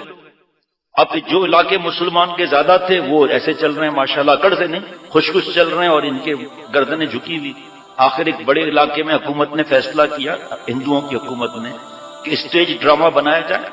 جس ایوب خان، فیلڈ مارشل ایوب خان، لمبا چوڑا، قد بھی لمبا چوڑا، یہ کیا اس کے آگے بیچتا ہے، اور زبردست پاورفل، قد بھی لمبا. تو ایک ہندو کو ایوب خان بنایا اور ایک ہندو کو شاستری دبلا پتلا کنگلا بنایا. ڈرامہ یہ تھا، دونوں ہندو تھے، تو ڈرامہ یہ تھا کہ شاستری جو ہے وہ فیلڈ مارشل ایوب جو بنا ہوا ہے نا اس کو مارے گا زور سے تھپڑ، اور سب ہندو کہیں گے جے رام جی کی، اور جو کمینہ پن پاکستان کے خلاف نعرے لگائیں گے ہم نقل نہیں کرتے. یہ ڈرامہ تیار ہو گیا. اب مسلمانوں کی دائیں بائیں دکانیں، اوپر بیچارے مسلمان، وہاں مسلمان، اور ہندوؤں کا یہ ڈرامہ، سب بیچارے رو رہے ہیں، دعائیں کرا رہے ہیں. وہ فیلڈ مارشل ایوب خان یاد رکھنا ہندو بنا ہوا تھا، فیلڈ مارشل وردی پہنا کر. شاستری آیا ایسے ایسے کر کے آ کے کہا ہم پہ حملہ کرتا ہے، پٹا کے تھپڑ مار ایوب خان کو جو بنا ہوا تھا. تو اس ہندو جو ایوب خان بنا کہا اے مر گیا. انہوں نے کہا جے رام جی کی اور پاکستان کے خلاف نعرے لگائے. اب وہ شاستری بنا کرتے آدھی کرے گا، ہندوؤں سے ڈرتا نہیں ہے. اب ایک اور لگائی تھپڑ زور سے ایوب خان کو جو بنا ہوا تھا. پھر دوبارہ کہہ رہا ہوں ورنہ کہیں پکڑ نہیں لینا مجھے. وہ ڈرامہ جو بنا ہوا تھا ہندو تھا، وہ ایوب خان بنا ہوا تھا. پانچویں جب تھپڑ لگی نا تو پھر اس کو ایوب خان جو بنا ہوا تھا اس کو ہوش نہیں رہا کیا ہوا یہ. جب چھٹی تھپڑ لگی اس کو شاستری دبلا پتلا اور پکڑ کے پیروں سے اٹھا کر جا کے ہندوؤں میں جا کے مارا. ہم کو تھپڑ مارتا ہے. اب نعرہ تکبیر اللہ اکبر بلند ہو گیا ماشاءاللہ.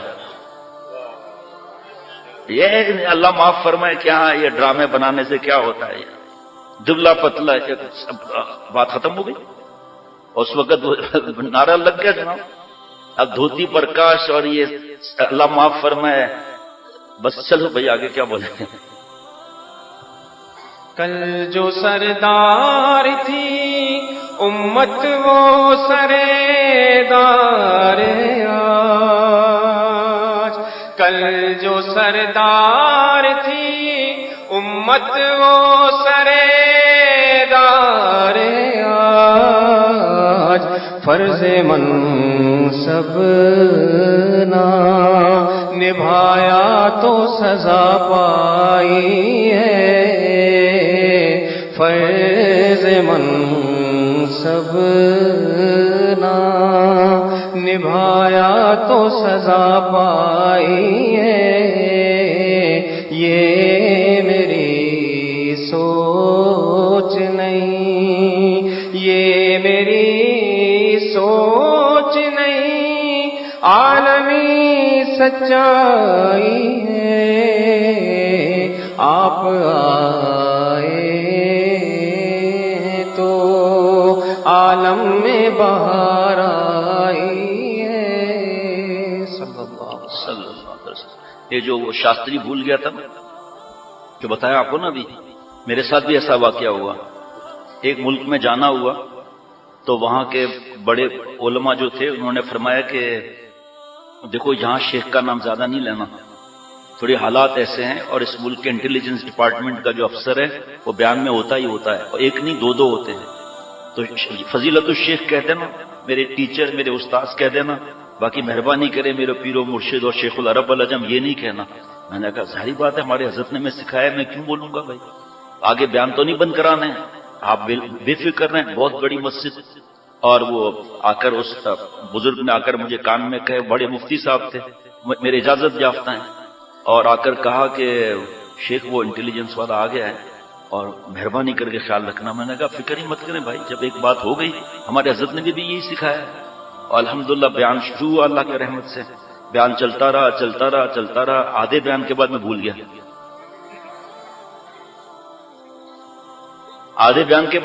گیا، میں نے کہا شیخ العرب والعجم عارف باللہ حضرت مولانا شاہ کی محمد اختر صاحب رحمۃ اللہ علیہ، غلام نہیں بولنا. میں نے کہا جن کا میں غلام، جن کے قدموں کی خاک، جن کے احسان تلے میرا بال بال دبا ہوا. مفتی صاحب اور 2-3 دن اشارہ کیا دور سے کہ وہ بیٹھا ہوا ہے، اور ایسے نہیں کرا.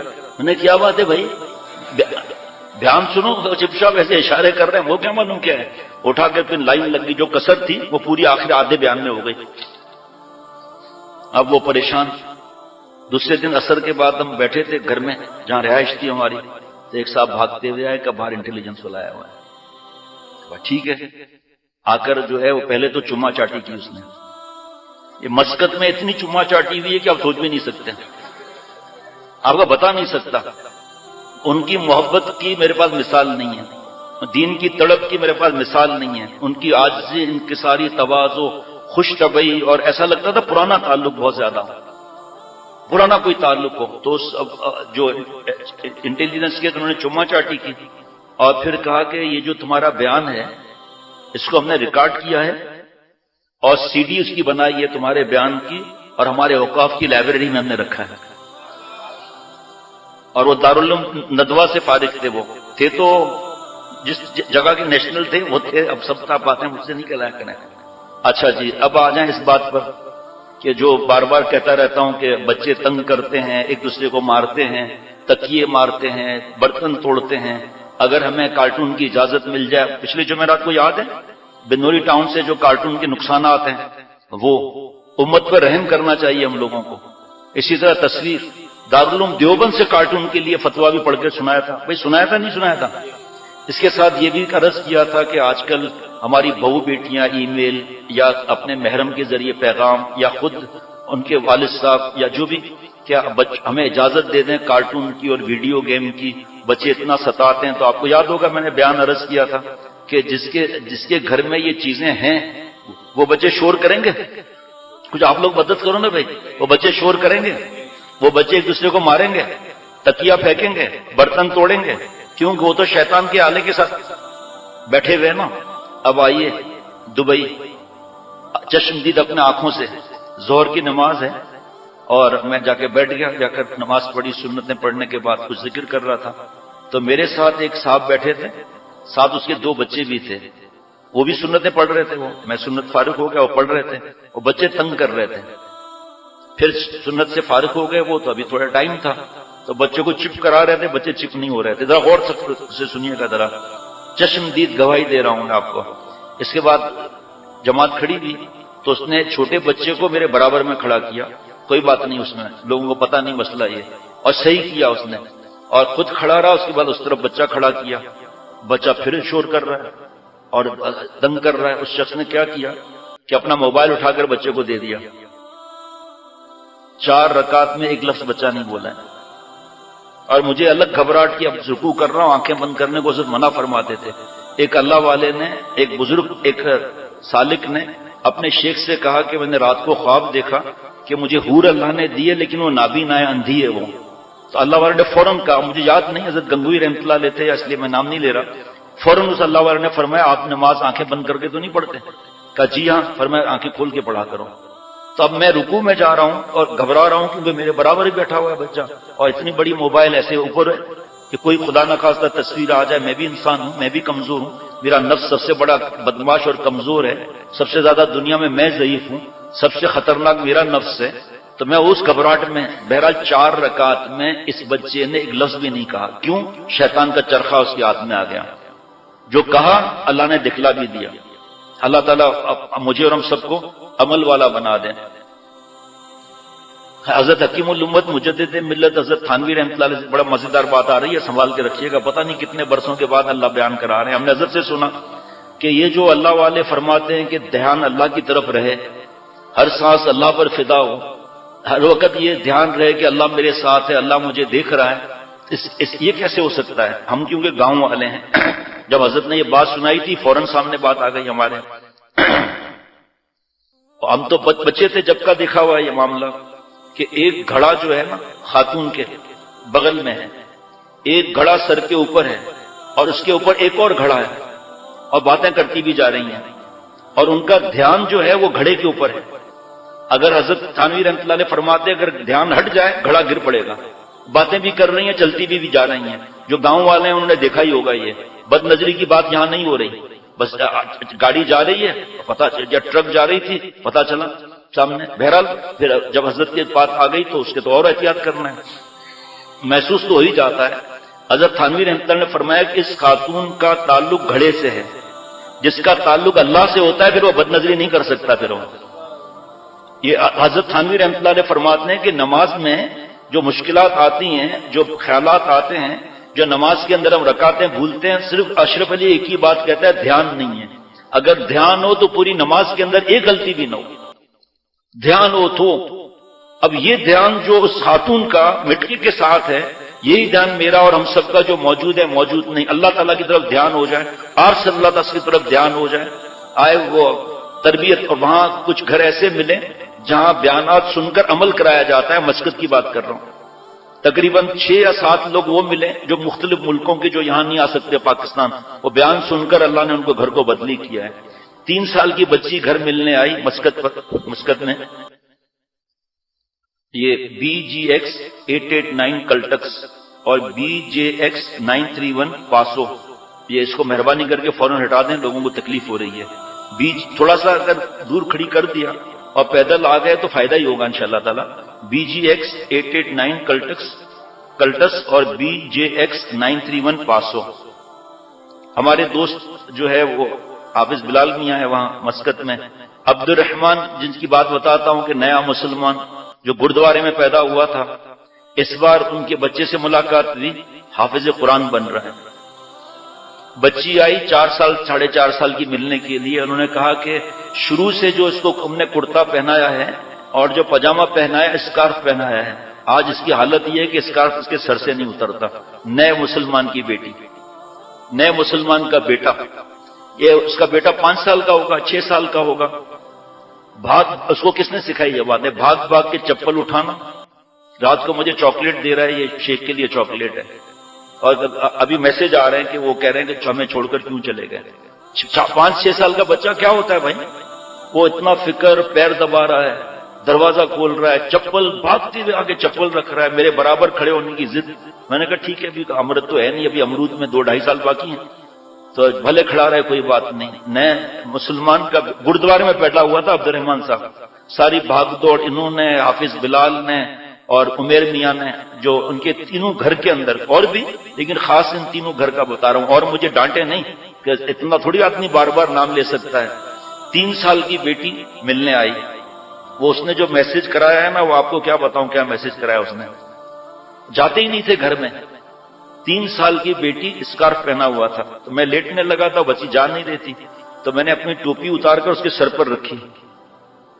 3 سال کی بچی، کتنے سال کی بھائی؟ 3 سال کی بچی نے سر پہ رکھنا ہی نہیں دیا۔ جب میں نے سر پہ رکھ لیا تو اٹھا کر اپنے ابا کو دے دی۔ میرے پاس آئے، جو جملہ کہا اللہ اپنی رحمت سے اس سے بڑھ کر بنا دے، کہا کہ جو بوائے ہوتے ہیں نا وہ ٹوپی پہنتے ہیں، اور گرل جو ہے اسکارف پہنتی ہے، میں ٹوپی نہیں پہنوں گی۔ یہ کس نے اس کو سمجھایا بھائی؟ ہم اپنے اولاد کی فکر نہیں کرتے نا، ڈر لگتا ہے کہ میرا بیٹا عالم بن جائے گا تو کھائے گا کہاں سے، میرا بیٹا حافظ بن جائے گا کھائے گا کہاں سے کھائے گا، جو اب تک جس رب جو کھلا رہا ہے وہی کھلائے گا، اور بڑھیا والی کھلائے گا۔ ارے مرغی کے پروں کے نیچے 21 دن انڈے رکھے جائیں بچے نکالنے کے لیے، اور مرغی اگر جا کر دانا چگنے جائے تو انڈے گندے ہو جائیں گے، بچے تھوڑی نکلیں گے۔ سیٹ صاحب کہتا ہے کہ تم فکر نہیں کرو، تمہیں میں یہیں پر دوں گا، بس تم میرے ڈیوٹی پر رہو، ایک انڈوں سے بچے نکلنے چاہیے۔ تو جو اللہ جس سے دین کا کام لے اور جن کی برکتوں سے عالم بنے، حدیثیں یاد کریں اور رات دن مطالعہ کر کے پڑھائیں اور جو دین کے کام میں لگے، اللہ تعالیٰ اس کو رزق نہیں دیں گے کیا؟ جانور کے لیے رزق بندوبست کر رہا ہے اور اللہ تعالیٰ اپنے دین کے کام میں جو لگا ہے اس کے لیے اصل میں ہماری کمی ہے۔ وہاں پر اتنا زیادہ چند ممالک میں اب تک گیا ہوں، اتنا زیادہ تڑپ ہے، اتنا زیادہ تڑپ ہے کہ ہم سوچ بھی نہیں سکتے۔ ہم وہ جب دیکھتے ہیں اپنی داڑھی منڈی ہوئی ہے، ٹخنا چھپا ہوا ہے، ٹیلی ویژن پر آ رہے ہیں، ہیرو بنے، وہ پھر الگ داستان ہے کہ ٹیلی ویژن پر آنے کے بارے میں 2-3 لوگوں نے کیا بتایا، وہ الگ بات ہے۔ تو پھر وہاں پر دبئی میں کیونکہ ملاقاتیں دوستاں تھیں، تو ایک صاحب نے بتایا کہ اپنی آنکھوں سے انہوں نے دیکھا کہ تلاوت کر رہا ہے مسجد کے اندر۔ پہلی بات یہ کہ قرآن پاک سامنے رکھا ہوا ہے تو اس میں سے قرآن پاک لے کر چوم کر پڑھنا چاہیے نا، لیکن سفر ہے، کوئی مجبوری ہے، دور بیٹھا ہے، اپنے موبائل سے تلاوت کرنا کوئی منع نہیں ہے، قرآن پاک سامنے ہے۔ انہوں نے بتایا قرآن پاک کی تلاوت ہو رہی تھی، موبائل سامنے رکھا ہوا ہے۔ تلاوت کا مطلب پتہ ہے؟ اللہ تعالیٰ سے بات کرنا، اللہ تعالیٰ سے بات کرنا۔ تو جیسے ہی موبائل پر بلنک ہوا یا جو بھی ہوا تو اس نے تلاوت نہیں روک دی، فون پہ اٹھا کے باتیں کر رہا ہے، اللہ سے بات چھوڑ دی یا بات شروع کر دی، اور میسج آ رہا ہے، میسج پڑھ رہا ہے۔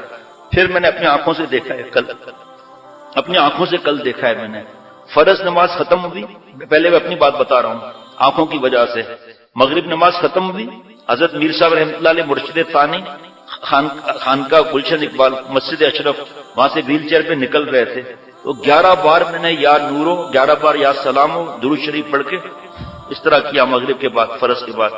حضرت میر صاحب نے مجھے یاد فرمایا بھائی حضرت تھانوی رحمۃ اللہ علیہ اور بزرگوں نے فرمایا کہ جس نماز کے بعد سنتیں ہیں نا اس میں دیر مت کیا کرو، جب فجر بعد اثر بعد کوئی مسئلہ نہیں۔ میں نے اپنی آنکھوں سے دیکھا ہے اس سفر میں، فرض نماز ختم ہوئی ہے مغرب کی اور ظہر کی، اور جیسے ہی فرض نماز ختم کی میری طرف دیکھیے گا، دائیں طرف سلام پھیرا، بائیں طرف سلام پھیرا، جیب میں ہاتھ ڈال کر موبائل دیکھ رہے ہیں اور وہاں پر کھڑے ہو کے باتیں کر رہے ہیں۔ کیا دیا اس موبائل نے ہمیں، کس طرح ہمیں یہ موبائل اللہ سے دور کر رہی ہے، وہ سب جو ذہن میں ہے اس کی ہم فکر رکھیں کہ کیا معاملات ہیں۔ اللہ مجھے اور ہم سب کو دین کی سمجھ عطا فرمائے۔ آگے چلیں جی، چلو جی۔ یہ کتاب ہے الہامات ربانی، العجیب و غریب حضرت کے مضامین ہیں، مست ہوتے جائیں، مست ہوتے جائیں، مست ہوتے جائیں۔ اب اور مست ہونے کی فکر رکھیں بھائی، دعا بھی کریں نا، وقت رک جائے بھائی، بہت سی باتیں کرنے کا دل چاہ رہا ہے لیکن گھڑی بھی دیکھ رہا ہوں۔ تھوڑی بیٹا چائے کی پتی ملا دینا، سمجھ، گرم پانی ہے تو چائے کی پتی مل جائے تو فائدہ ہو جائے گا نا بھائی۔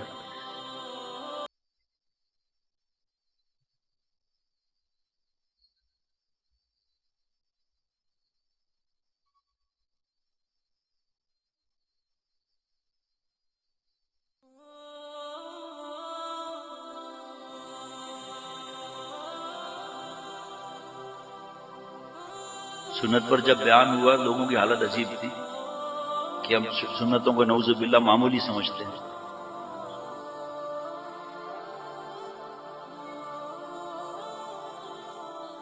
کہ وہ الحمدللہ ایک ہی بات میں کہنا مان کر انہوں نے تصویر نہیں بنائی، الحمدللہ، لیکن تصویر کا معاملہ ہی عجب ہے۔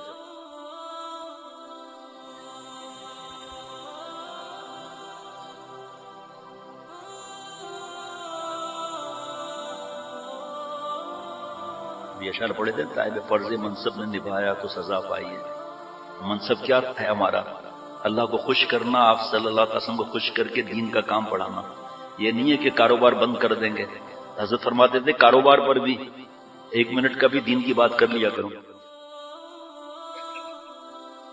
1 منٹ میں کوئی دین کی بات ہوتی ہے؟ فرمایا ہاں، اتنا ہی کہہ دو، جس بات سے اللہ خوش ہوتے ہیں وہ کر لیں، جس بات سے اللہ ناراض ہوتے ہیں اس کو چھوڑ دیں، ہو گیا۔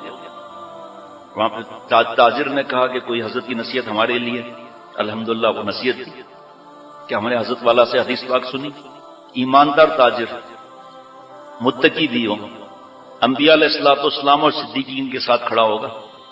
میں نے کہا ہم کیا کرتے ہیں، خود نماز پڑھ لیا، بڑا کر لیا کام، دوسروں کو کہتے ہیں یہی نماز پڑھو، اللہ معاف فرمائے حضرت بات کہیں اور نہ چلی جائے۔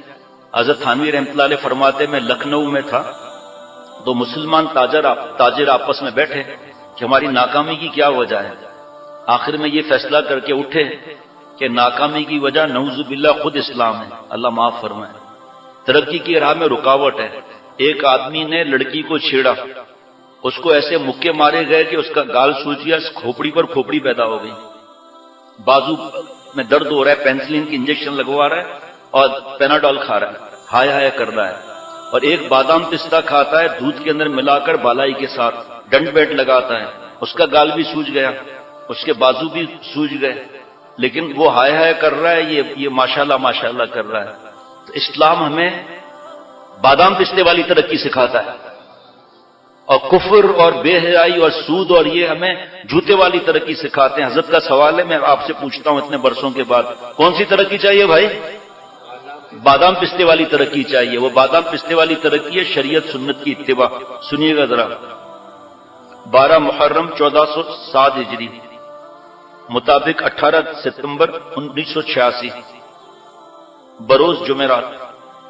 ہاں جمعرات ہے نا، 11 بجے صبح ارشاد فرمایا شیخ العرب والعجم حضرت والا نے کہ اللہ تعالیٰ نے اپنا نام مبارک لینے کے لیے نہ وضو کی قید لگائی، نہ بیٹھنے کی، نہ لیٹنے کی. ہر وقت لیٹے بیٹھے چلتے پھرتے اپنا نام مبارک لینے کی اجازت دی. الذین یذکرون اللہ قیاما وقعودا وعلی جنوبہم ویتفکرون فی خلق السماوات والارض. اب اس وقت اس کی تفصیل کی موقع نہیں، ویسے عرض اس میں کئی بیان ہو چکے ہیں کہ لیٹے بیٹھے کھڑے لیٹے بیٹھے اللہ کا نام لیتے ہیں، ٹھیک ہے نا. تو ایک تو یہی ہے اللہ کا نام لینا. اٹھے جناب اللہ کا نام لیا، چلے اللہ اکبر لا الہ الا اللہ کہا، کھڑے ہیں ذکر کر رہے ہیں، بیٹھے ہیں اللہ کا نام لے رہے ہیں، لیٹے ہیں جناب دعا پڑھ کے سو رہے ہیں. تو یہ فرمایا کہ لیٹے بیٹھے اور کھڑے لوگ گناہ بھی تو کرتے ہیں. لیٹے ہوئے گندی فلم بھی تو دیکھتے ہیں، بیٹھے ہوئے بھی تو گندی فلم. پھر کیا مطلب؟ فرمایا لیٹے کھڑے بیٹھے لیٹے اللہ کا ذکر کرتے ہیں، کھڑے بیٹھے لیٹے اللہ کو ناراض نہیں کرتے. ورنہ ذکر تو کر رہا ہے کھڑے بیٹھے لیٹے، ایک تو ہے یہ چیز، لیکن ساتھ میں تقویٰ کی بھی تو فکر کرنی ہے نا. اللہ تعالیٰ نے اجازت دے دی. اور جب سو کر اٹھو تو کیا پیاری دعا سکھائی. جب سو کر اٹھو بھائی غور سے سننا، دعا سب کو یاد ہوگی، بچوں تک کو بھی یاد ہے. جب سو کر اٹھو تو کیا پیاری دعا سکھائی. الحمدللہ الذی احیانا بعد ما اماتنا والیہ النشور. بخاری شریف کی حدیث پاک ہے، جلد 2 صفحہ 936. شکر ہے اللہ کا جس نے ہمیں زندہ کیا بعد اس کے کہ ہم مردہ ہو چکے تھے، اور اسی کی طرف لوٹ کر جانا ہے. نیند موت کا بھائی ہے، ہم مردہ ہو گئے تھے، اللہ نے ہمیں زندہ کیا. اور یہ دعا جیسے ہی آنکھ کھلے اس وقت پڑھنے کی ہے. دیکھیں ذرا بات کو پکڑنے کی فکر کرنا ہے. یہ دعا جیسے ہی آنکھ کھلے اس وقت پڑھنے کی ہے. حالانکہ اس وقت منہ میں اتنی گندگی اور رات بھر کا میل کچیل جمع ہوتا ہے کہ اس حالت میں اگر بیوی کے پاس بھی ہو تو دور ہو جائے.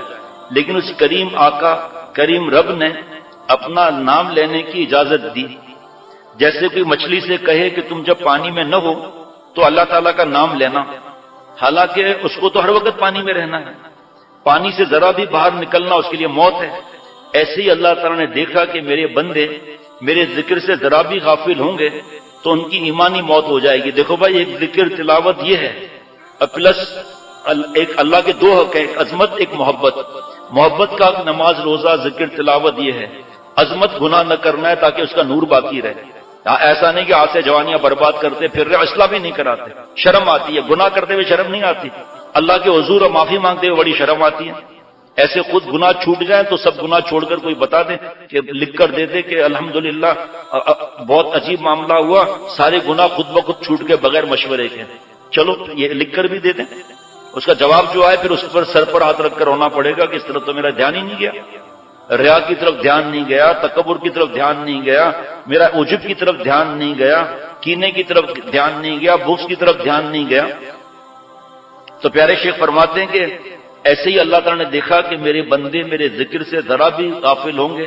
ابھی اسی سفر میں وہ زیادہ ذکر کرنے والے کو جب سمجھایا وہ میری طرف دیکھ رہا ہے اور دعائیں دے رہا ہے. میں نے کہا اب عمل کرو پھر آپ بتاؤ مجھے آپ.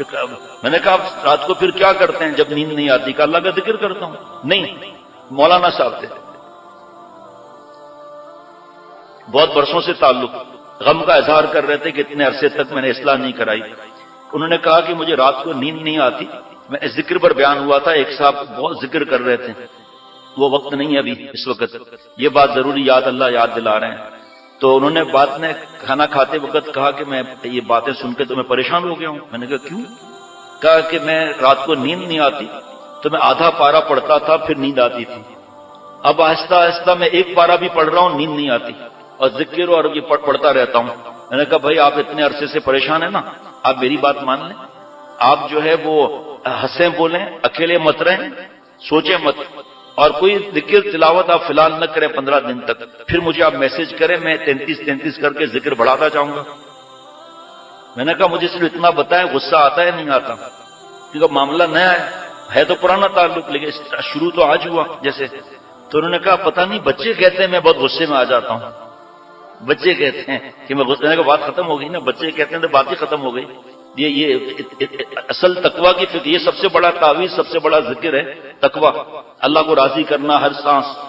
سنیے ذرا، دوبارہ کہتا ہوں، ایسے ہی اللہ تعالیٰ نے دیکھا کہ میرے بندے میرے ذکر سے ذرا بھی غافل ہوں گے تو ان کی ایمانی موت واقعہ ہو جائے گی، تو چلتے پھرتے لیٹے بیٹھے ہر حالت میں ذکر کی اجازت دی. اب اگر کوئی یہ کہے کہ سو کر اٹھنے کے بعد جو منہ کی گندگی ہوتی ہے، حالت ہوتی ہے، تو پہلے کلی کر کے دعا پڑھنا چاہیے. تو اس پر ایک بات میرے رب نے اختر کے دل میں ڈالی کہ اگر ہم اپنے منہ کو ہر کے گلاب سے، مشک سے، عنبر سے، عود سے اگر دھو کر اللہ کا نام لیں تو بھی ان کی نام کی عظمت اور ادب کا حق ادا نہیں ہو سکتا. اس لیے یہ اب جب یہ سو کر اٹھیں گے دعا کریں گے تو آپ خود سوچو کہ صبح کیسے گزرے گی. اور پھر سوتے وقت کی سنت کیا ہے؟ دعا پڑھی اور تسبیح فاطمہ مسنون عمل ہے، بہت سے لوگوں کو نہیں معلوم. ایک بار آیت الکرسی پڑھنا مسنون عمل ہے، ایک بار آیت الکرسی پڑھنا. ابھی ایک کتاب میں نے پڑھا، حوالہ تو یہ لوگ بتائیں گے، ابھی سامنے موجود ہے، ابھی دیکھتا ہوں ورنہ پھر اس کو پھر پوچھ کے پھر بتاؤں گا کہ آپ صلی اللہ علیہ وسلم نے ایک صحابی سے کیا فرمایا کہ یہ صورتیں پڑھ کر پھر سویا کرو. اور پھر جب صبح کا وقت، جب نماز کا وقت آیا، اب یہ نہیں لکھا ہوا مغرب یا کیا، تو آپ صلی اللہ علیہ وسلم نے وہی 2 صورتیں نماز میں بھی پڑھی. اور پھر اس کے بعد وہ صحابی رضی اللہ تعالیٰ عنہ فرماتے ہیں کہ میں نے پھر آخری سانس تک اسی کو پڑھتا رہا. میں 2 صورتیں ہیں، جب یہ بتائیں گے دونوں کی ذمہ داری ہے، ایک دوسرے کو یاد دلائیں گے. ذمہ تو آپ کے ہیں، مفتی صاحب ہمارے زاہد محمود صاحب ان کے ذمہ ہے. باقی یہ کہ یاد دلانے کے لیے آپ لوگ بھی یاد دلا دیجیے گا. میں انشاءاللہ بتا دوں گا، کتاب بہت مستند ہے ماشاءاللہ. پھر بھی ہمارے بزرگوں نے ہمیں احتیاط سکھائی ہے. تو رات کو سوتے وقت جو ہے یہ سنت ادا کرنا چاہیے آدمی کو. اور اس اللہ کے کیا اللہ تعالیٰ بات یاد آتا، آپ لوگوں کی تڑپ بھی کیسی ہے، اور میرے شیخ کا درد دل بھی کیسا ہے، اللہ کی عطا بھی کیسی ہے. ایک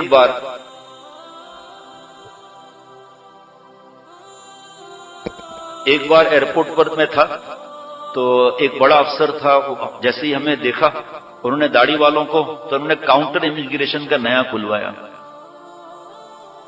لوگ داڑھی رکھیں گے تو کیا ہوگا. اور پھر ایک آ رہا ہے سلام کر رہا ہے، دوسرا آ کے سلام کر رہا ہے. پھر ہم آئے سامان کے اوپر تو ایک ساتھی نے بتایا کہ افسر کو درد ہو رہا ہے، پیٹ میں شدید درد ہو رہا ہے. تو پھر میں نے کہا جی بتائیے کہ اس طرف آ جائیں. میں اس طرف چلا گیا، حضرت نے جو سکھایا تھا پڑھا اور ساتھ میں دعا بھی دی. دعا بھی کی کہ یا اللہ کام تو آپ بناتے ہیں نا، کہ آپ بنا دیں تاکہ دین یہ قریب ہو جائے. پھر پریشانی کا ذکر. اب میرے پسینے چھوٹ گئے.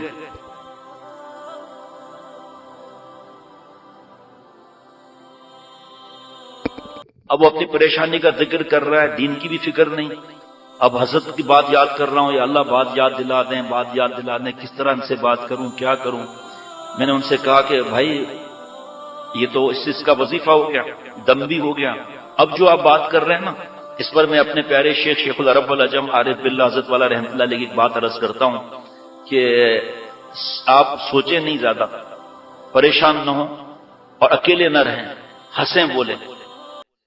یہ بھی جو بھی انہوں نے بتایا، میں نے کہا صرف ایک بات آپ سے کہتا ہوں کہ آپ اور ہم سب سونے سے پہلے 5 منٹ اللہ کے احسانات کو یاد کر لیں. کہا 5 منٹ تو بہت احسانات ہیں. میں نے کہا مجھے پتا ہے، لیکن آپ کو میں کہہ رہا ہوں اپنے لیے بھی، سب کے لیے 5 منٹ کی حضرت نے سمجھایا، ورنہ نیند اڑ جائے گی. صرف 5 منٹ اللہ کے احسانات روز یاد کرنا ہے، اور شروع یہاں سے کرنا ہے کہ اللہ آپ سے میں نے مانگا نہیں تھا، آپ نے بغیر مانگے مجھے سور اور کتا نہیں بنایا، انسان بنایا بغیر مانگے. پھر اللہ بغیر مانگے آپ نے کلمہ عطا فرمایا. میں نے کہا بھائی صبح سے ابھی 11:15 بج رہے ہیں، ہم اور آپ کو اللہ نے جس تکلیف سے بتایا وہ مرنے کے بعد پتا چلے گا. ہمیں اندازہ نہیں ہے کہ اللہ کے اتنی دیر میں کتنے احسانات ہیں. آپ 10 دن تک اللہ کے احسانات یاد کرتے رہے گا، پھر ان کو پھر کو اٹھا دینا. ہاں پھر میں نے کہا پھر 10 دن کے بعد اس کی حالت دیکھنے جیسی تھی. میں نے کہا 10 دن کے بعد آپ اپنے آپ سے دل میں ہم کہیں، ہم بھی آپ بھی، کہ یا اللہ آپ کے اتنے احسانات ہیں. پھر اپنے آپ سے کہیں کہ میں کسی بات میں اللہ کو ناراض تو نہیں کر رہا ہوں. پورا بیان ہو گیا، پورا بیان ہو گیا نا بھائی. براہ راست تو نہیں بول سکتا آدمی کسی کو نا کہ ہم گناہ گار ہیں، ہم یہ ہے، داڑھی رکھو، یہ کرو، ایسی تو کوئی بات نہیں. میں نے کہا اللہ کے احسانات یاد کرنے، شروع یہاں سے کرنا ہے کہ آپ نے مجھے کتا سور نہیں بنایا. ہمارا وجود ہی نہیں تھا تو ہم کیسے مانگتے آپ سے؟ کسی خدا نہ خواستہ گردوارے میں پیدا ہو جاتے یا قبر پرستوں کے یہاں پر ہو جاتے، اور ایمان بھی چلا کہ قبر کو سجدہ کر رہے ہیں، انسان سے مانگ رہے ہیں، میری طرف دیکھ رہے تھے. میں نے کہا اسے عمل کر لو 10 دن تک، پھر یہ سوچو کہ میں کس بات میں اللہ کو ناراض کر رہا ہوں. خاموشی چھا گئی. وہ سمجھنے والے سمجھ جاتے ہیں. میں نے کہا ہم لوگ جماعت کی نماز نہیں پڑھتے، ہماری بہو بیٹیاں وقت پہ نماز نہیں پڑھتی، اور صحابہ رضوان اللہ علیہ مجمعین کے کیا حالات تھے. میں ایک صحابی رضی اللہ عنہ کے واقعہ سناتا ہوں. حضرت عقبہ بن عامر جہنی رضی اللہ تعالی عنہ، عقبہ بن عامر نے پورا قرآن مجید اپنے ہاتھ سے لکھا، جو مصر میں بہت زمانے تک موجود تھا. اللہ کے رسول صلی اللہ تعالی علیہ وسلم ایک طویل انتظار اور شدید بے چینی کی بعد مدینہ شریف تشریف لا رہے تھے، اور مدینہ شریف کے باشندے حضور صلی اللہ تعالی علیہ وسلم اور ان کے دوست حضرت ابوبکر صدیق رضی اللہ تعالی عنہ سے ملاقات کی خوشی میں اپنے گھروں کے دروازوں اور مکانوں کی چھتوں پر اکٹھے ہو گئے تھے. کیا منظر ہوگا! گندے خیالات سے بہتر ہے یہ سوچیں جو ہمیں اللہ کی اور آپ صلی اللہ علیہ وسلم کی محبت دلائے گا. پہلے سوچنے میں مشکل لگے گی، اس کے بعد تصور میں محسوس ہوگا کہ کھڑکیوں پر چھتوں پر بیٹھے ہوئے کس طرح حضور صلی اللہ علیہ وسلم کو دیکھ رہے ہوں گے. کہاں سے گندے خیالات آئیں گے؟ گندے خیالات کیا بیچتے ہیں؟ زنا اور بدماشیوں کے. اس کے بعد ہی تو زنا اور ہاتھ سے جوانی برباد کرنا لعنتی کام ہوتے ہیں. اللہ کی رحمت سے دوری بعد میں تو ہوتی ہے. ان کے ہونٹوں پر لا الہ الا اللہ اور اللہ اکبر کے کلمات تھے، اور مدینے کی کمسن اور بھولی بالی بچیاں خوشی کے مارے گلیوں میں نکل پڑی تھی. ان کے لبوں پر خوشی اور استقبال کے کلمات تھے جنہیں وہ ایک ساتھ مل کر بار بار دہراتی تھی.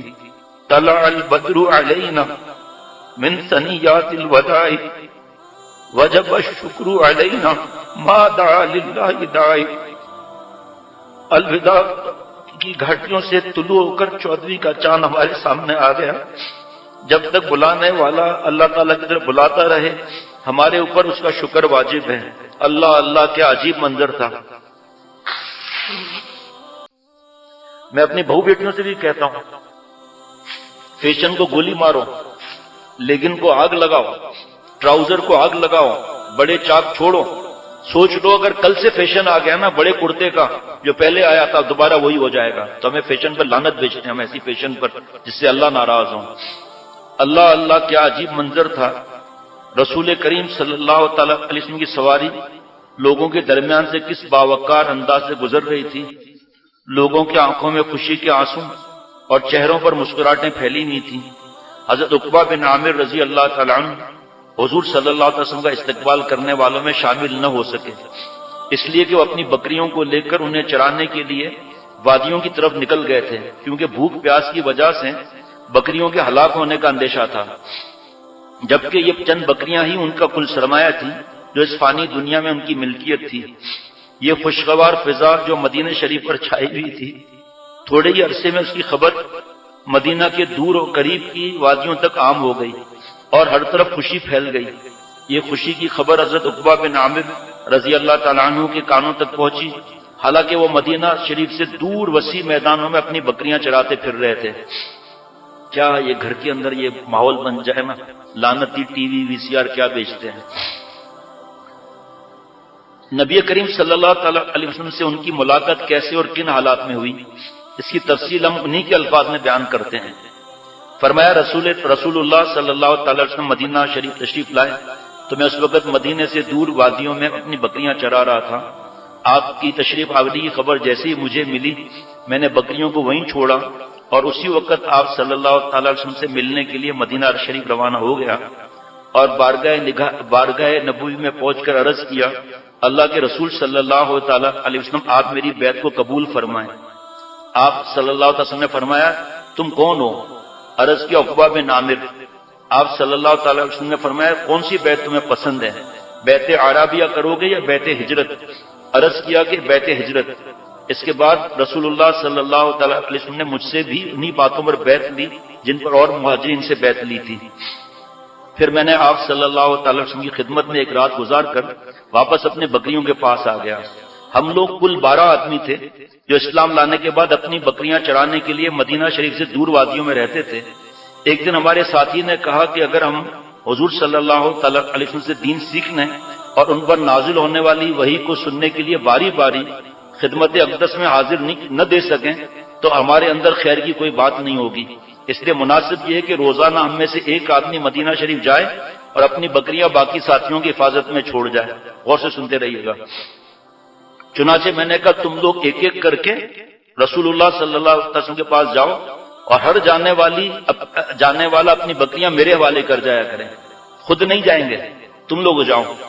میری اس وقت دلی کیفیت یہ تھی کہ مجھے اپنے بکریوں سے بہت پیار تھا، میرا دل نہیں چاہتا تھا کہ بکریاں کسی کے سپرد کروں۔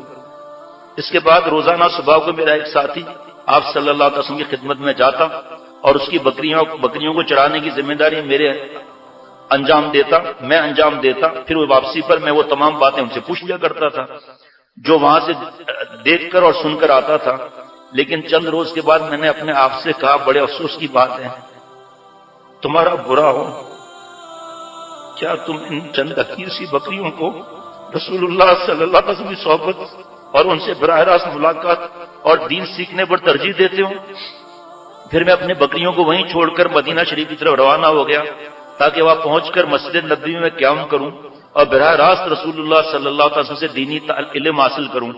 حضرت عقبہ بن عامر رضی اللہ تعالیٰ عنہ نے جس وقت یہ اہم فیصلہ کر رہے تھے، اس وقت انہیں معلوم نہ تھا کہ چند سال گزرنے کے بعد اللہ تعالیٰ ان کو اکابر علماء صحابہ رضوان اللہ علیہ مجمعین میں سے ایک زبردست عالم، بڑے قراء میں سے ایک مشہور قاری، عظیم فاتحین میں سے ایک نامور فاتح اور قابل ذکر لوگوں میں ایک کامیاب شخص بنا دیں گے۔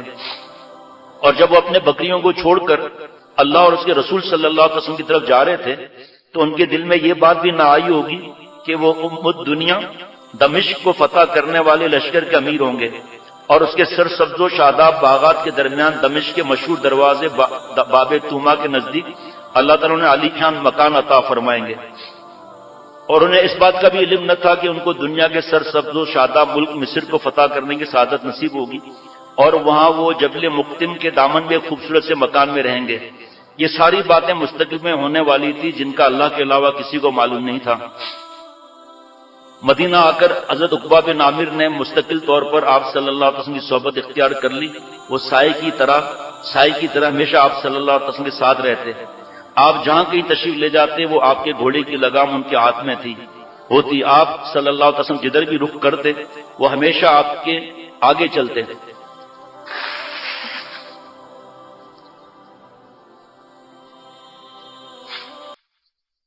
اور بسا اوقات آپ صلی اللہ تعالی علیہ وسلم انہیں اپنی سواری پر اپنے پیچھے بٹھا لیتے تھے، جس کی وجہ سے ردیف رسول اللہ صلی اللہ تعالی وسلم کے لقب سے پکارے جانے لگے، یعنی آپ صلی اللہ علیہ وسلم کے ساتھ سواری پر پیچھے بیٹھنے والے۔ بہرحال ایسا بھی ہوتا کہ آپ صلی اللہ علیہ وسلم خود اپنی سواری سے اتر جاتے کہ وہ سوار ہو جائیں اور آپ صلی اللہ تعالی وسلم خود پیدل چلیں۔ ایک مرتبہ رسول اللہ صلی اللہ تعالی وسلم کے خچر کی لگام تھامے مدینہ شریف کے علاقے میں آپ صلی اللہ علیہ وسلم کے آگے چل رہا تھا۔ فرماتے ہیں کہ آپ صلی اللہ علیہ وسلم نے مجھ سے فرمایا، عقبہ کیا تم سوار نہیں ہوں گے؟ وہ آ بھی گیا جناب، بات جو میں کہہ رہا تھا میرے دل میں آیا کہ کہہ دوں نہیں، مگر فوراً احساس ہوا کہ کہیں اس میں حضور صلی اللہ علیہ وسلم کی نافرمانی نہ ہو جائے۔ میں نے عرض کیا بلا یا نبی اللہ، کیوں نہیں ہے اللہ کے نبی صلی اللہ علیہ وسلم؟ یہ سن کر آپ اپنی سواری سے اتر آئے اور مجھے اس پر سوار ہونے کا حکم دیا۔ میں حکم پورا کرنے کے لیے سوار ہو گیا۔ آپ صلی اللہ تعالی وسلم پیدل چلنے لگے۔ میں یہ منظر برداشت نہ کر سکا۔ تھوڑی دیر کے بعد میں نیچے اتر آیا اور رسول صلی اللہ تعالی علیہ وسلم سے عرض کیا اب آپ سوار ہو جائیں۔ چنانچہ آپ صلی اللہ تعالی وسلم سوار ہو گئے۔ پھر آپ صلی اللہ تعالی وسلم نے فرمایا عقبہ میں تم کو دو بے مثال صورتیں نہ سکھا دوں؟ دیکھو ماشاءاللہ کیسے محبت سے کریں۔ میں نے کہا کیوں نہیں ہے، اللہ کے رسول صلی اللہ تعالی علیہ وسلم ضرور سکھائیے۔ تو آپ صلی اللہ علیہ وسلم نے مجھے قل اعوذ برب الفلق اور قل اعوذ برب الناس پڑھائیں۔ اس کے بعد جب نماز کھڑی ہوئی تو آپ صلی اللہ تعالی علیہ وسلم نے امامت فرمائی اور انہی صورتوں کو اس نماز میں پڑھا۔ پھر مجھ سے فرمایا سونے سے پہلے اور نیند سے بیدار ہونے کے بعد ان دونوں صورتوں کو ضرور پڑھ لیا کرو۔ فرمایا اس کے بعد سے میں عمر بھر ان دو صورتوں کی تلاوت پابندی سے کرتا رہا۔ حضرت عقبہ بن عامر نے دو چیزوں علم اور جہاد پر اپنی تمام توجہ لگا دی تھی اور اپنی تمام ظاہری اور باطنی صلاحیتوں کو ان کے لیے وقف کر دیا تھا اور مختلف قسم کے علوم رسول اللہ صلی اللہ تعالی وسلم سے حاصل کیے، حتیٰ کہ قرآن اور حدیث، فقہ، فرائض، ادب، فصاحت، شعر و شاعری میں درجہ کمال تک پہنچ گئے۔ حضرت عقبہ رضی اللہ تعالیٰ عنہ کی آواز جو ہے وہ بہت پیاری تھی۔ قرآن کریم نہایت خوش الحانی سے اور میٹھی آواز کے ساتھ پڑھا کرتے تھے۔ جب رات کا سناٹا چھا جاتا اور فضا پرسکون ہو جاتی تو یہ کتاب اللہ کی طرف متوجہ ہو جاتے، اور جب یہ قرآن مجید کی تلاوت شروع فرماتے تو صحابہ رضوان اللہ علیہ مجمعین پوری توجہ سے ان کی قرآن کی تلاوت سننے کے لیے جمع ہوتے اور قرآن اور ان کی قرأت سے اتنے متاثر ہوتے کہ اللہ کے خوف سے ان کی آنکھوں سے آنسو بہنے لگے۔ ایک بار حضرت عمر رضی اللہ تعالیٰ عنہ نے کہا اور فرمایا کہ عقبہ مجھے قرآن مجید میں سے کچھ پڑھ کر سناؤ۔ چنانچہ انہوں نے قرآن حکیم کی آیتیں پڑھنا شروع کی۔ ایک تو رب العالمین کا کلام، دوسرے عقبہ بن عامر کی پرسوز اور دل میں اتر جانے والی آواز۔ حضرت عمر رضی اللہ تعالیٰ عنہ بے حد متاثر ہوئے، ان کے اوپر بے اختیار گریہ طاری ہو گیا اور روتے روتے ان کی داڑھی آنسوؤں سے بھیگ گئی۔ حضرت عقبہ بن عامر رضی اللہ تعالیٰ کی عزت اور سعادت حاصل ہے کہ انہوں نے پورا قرآن مجید اپنے ہاتھ سے لکھا، جو مصر کی ایک جامع مسجد عقبہ بن عامر میں بہت زمانے تک موجود تھا، جس پر لکھا تھا کہ یہ قدیم ترین ہے جو حضرت عقبہ بن عامر نے لکھا، لیکن افسوس کہ یہ بھی زمانے کے حوادث کے نظر ہو گیا۔ وفات سے پہلے اپنے اولاد کو نصیحت کر کے بلایا، خاص بات سنیے گا، اے میرے بیٹوں میں تم کو 3 باتوں سے روکتا ہوں، ان کی سختی کے ساتھ پابندی کرنا۔ نمبر 1، رسول اللہ صلی اللہ علیہ وسلم کی حدیث کبھی کسی ضعیف راوی سے قبول نہ کرنا، ایسے ہی نہیں پہنچا ہم تک دین یہ۔ نمبر 2، پھٹے پرانے کپڑے پہن لینا، اس پر بہت بیان ہو سکتا ہے لیکن گھڑی دیکھ رہا ہوں۔ پھٹے پرانے کپڑے پہن لینا لیکن کبھی کسی سے قرض نہ لینا، کبھی کسی سے قرض نہ لینا۔ ہمارے کیا حالات ہیں، شادیوں تک میں گناہوں کے لیے بھی قرض لیتے ہیں۔ نمبر 3، اشعار کبھی نہ لکھنا، یعنی شعر گوئی کو اپنا رات دن کا مشغلہ نہ بنا لینا۔ اس کی مشغولیت کے نتیجے میں تمہارا دل قرآن کی تلاوت اور اس کے سمجھنے سے غافل ہو جائیں گے، اور مشغولیت کے نتیجے میں تمہارے دل قرآن پاک کی تلاوت اور اس کے سمجھنے سے غافل ہو جائیں گے۔ اللہ تعالیٰ ہم سب کو اپنا بنائے۔ اب جو اصل بات ہے 5-10 منٹ میں انشاءاللہ تعالی، حضرت حبیب بن زید رضی اللہ تعالی عنہما ایک ایسے خوش نصیب گھر میں پرورش پائی جس کے ایک ایک شخص سے ایمان کی خوشبو اٹھتی تھی، ایک ایک شخص سے، اور جس کے ایک اب یہ دونوں واقعات دل میں آ جائے نا تو قرآن پاک سیکھنے کی بھی فکر ہوگی اور اللہ ہمیں لعنتی چیزوں سے بچائیں گے۔ جس کے ایک ایک فرد کے دل میں اللہ اور اس کے رسول صلی اللہ تعالی وسلم کی ہر حکم پر قربانی کا جذبہ تھا۔ ان کے والد حضرت زید بن عاصم رضی اللہ تعالی عنہ تھے، جو مدینہ شریف کے مسلمانوں میں اونچا درجہ رکھتے تھے۔ وہ ان خوش نصیب لوگوں میں سے تھے جو لیلۃ العقبہ میں موجود تھے، جنہوں نے رسول اللہ صلی اللہ علیہ وسلم کے دستے مبارک پر بیعت کی۔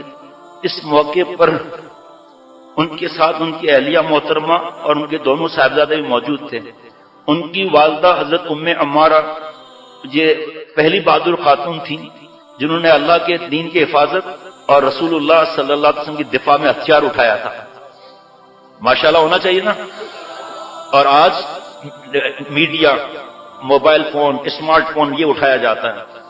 اور حضرت حبیب بن زید کے بھائی حضرت عبداللہ بن زید انصاری رضی اللہ تعالیٰ عنہ نے غزوہ احد کے موقع پر رسول اللہ صلی اللہ علیہ وسلم کی حفاظت میں اپنا سینہ آگے بڑھایا تاکہ دشمن کی طرف سے رسول اللہ صلی اللہ علیہ وسلم کو کوئی تکلیف نہ پہنچے. اور آپ صلی اللہ علیہ وسلم نے خوش ہو کر فرمایا تم گھر والوں پر اللہ اپنی برکت نازل کرے، تم گھر والوں پر اللہ اپنی رحمت نازل کرے. ایمان کا نور حضرت حبیب بن زید رضی اللہ تعالی عنہما کے دل میں اس وقت گھر کر چکا تھا جب وہ اپنی عمر کی ابتدائی منزلیں طے کر رہے تھے. ان کے مقدر میں یہ بات لکھی گئی تھی کہ وہ اپنے والدین، خالہ اور بھائی کے ساتھ مکہ شریف جائیں اور 70 خوش نصیب لوگوں کے ساتھ مل کر اسلام کی تاریخ بنانے میں اپنا کردار ادا کریں. اس وقت جبکہ انہوں نے رات کے اندھیرے میں اپنے ننھے ہاتھوں کو بڑھا کر رسول اللہ صلی اللہ علیہ وسلم کے دست مبارک پر بیعت عقبہ کی تھی، اس دن سے اللہ کے رسول صلی اللہ علیہ وسلم ان کو اپنے ماں باپ سے زیادہ محبوب اور اسلام ان کے نزدیک اپنے جان سے زیادہ عزیز ہو گیا تھا. یہ حدیث پاک ہے کہ اگر میری محبت ماں باپ سے زیادہ، اولاد سے زیادہ، سارے انسانوں سے زیادہ نہیں، مفہوم ہے کہ پھر ایمان بھی اس کا پورا نہیں. اور جتنے گناہ ہوتے ہیں اس وجہ سے ہوتے ہیں. جناب چھوٹی عمر ہونے کی وجہ سے حضرت حبیب بن زید رضی اللہ تعالیٰ عنہ غزوہ بدر میں شریک نہ ہو سکے، غزوہ احد میں شریک نہ ہو سکے، کیونکہ اس موقع پر بھی ان کی عمر ہتھیار اٹھانے کی نہیں تھی. البتہ اس کے بعد سارے غزوات میں ان کو رسول اللہ صلی اللہ علیہ وسلم کے ساتھ ہونے کا شرف حاصل رہا، اور ان بعد کے غزوات میں انہوں نے عزت، غلبے اور قربانی اور بہادری کے جوہر دکھلائے. لیکن ان سارے کارناموں کی عظمت اور دلکشی کے باوجود ان کے دل میں ایک عظیم مقصد پوشیدہ تھا.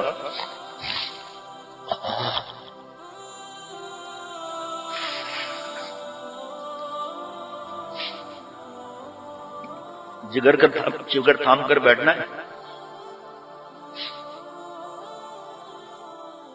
لیکن ان سارے کارناموں کی عظمت و دلکشی کے باوجود ان کے تہہ میں ایک عظیم مقصد پوشیدہ تھا جس کا ذکر آئندہ سطور میں آ رہا ہے، جو ہر شخص کے ضمیر کو اس طرح جھنجھوڑ کر رکھ دے گا جس طرح وہ زمانہ نبوت سے لے کر اب تک لاکھوں لوگوں کے ضمیر کو جھنجھوڑ چکا ہے. اس میں ہم سب اپنی عادات دیکھ لیں، ماں باپ سے لڑنا، بیوی کی پٹائی، شوہر سے بدتمیزی، فلمیں، غیبتیں، فیشن، ہر گناہ کو اپنے ذہن میں رکھیں ہم لوگ. اور جس کی کہانی زمانہ گزرنے کے باوجود آپ کو اسی طرح حیرت اور تعجب سے دوچار کر دے گی جس طرح پہلے لوگوں کو کر چکی ہے. آئیے ہم اس دردناک کہانی کی ابتدا کرتے ہیں. 9 ہجری تک اسلام کے درخت کا تنا کافی مضبوط اور توانا ہو چکا تھا، اس کی شاخیں کبھی ہو چکی تھی اور ان کی جڑیں گہری ہو چکی تھی. اس سال عرب کے ہر طرف سے بے شمار قافلے اسلام میں داخل ہونے اور دین سیکھنے کے لیے حاضر ہوئے. یہ قبائل آپ صلی اللہ علیہ وسلم کے سامنے اپنے قبول اسلام کا اعلان کرتے اور ان کے دستے مبارک پر دین کی ہر بات سننے اور ماننے کی بیعت کرتے تھے. اب تک 4 دفعہ تو بیعت کا ذکر آ چکا. انہی قافلوں میں بنو حنیفہ کا وہ قافلہ بھی تھا جو نجد کے بالائی حصے سے آیا تھا، اور اس وفد نے مدینے کے اطراف میں پڑاؤ ڈالا اور مسلمہ نامی ایک شخص کو سامان کی حفاظت کے لیے پیچھے چھوڑ کر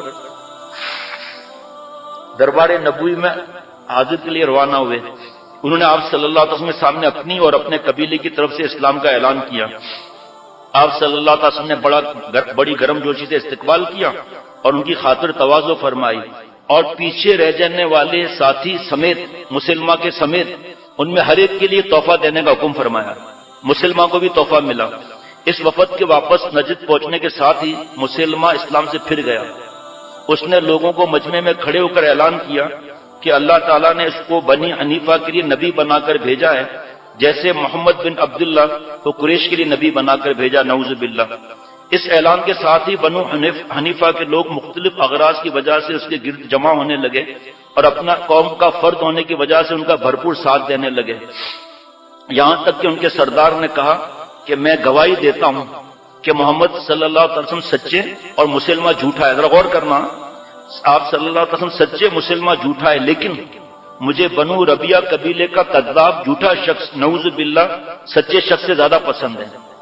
جب مسلمہ کی حیثیت مضبوط ہو گئی، اس کو قوت حاصل ہو گئی اس کے ماننے والوں کی تعداد کافی بڑھ گئی تو اس نے اپنے 2 آدمیوں کے ہاتھ رسول اللہ صلی اللہ علیہ وسلم کی خدمت میں خط بھیجا جس میں لکھا تھا من مسلمۃ رسول اللہ الی محمد رسول اللہ.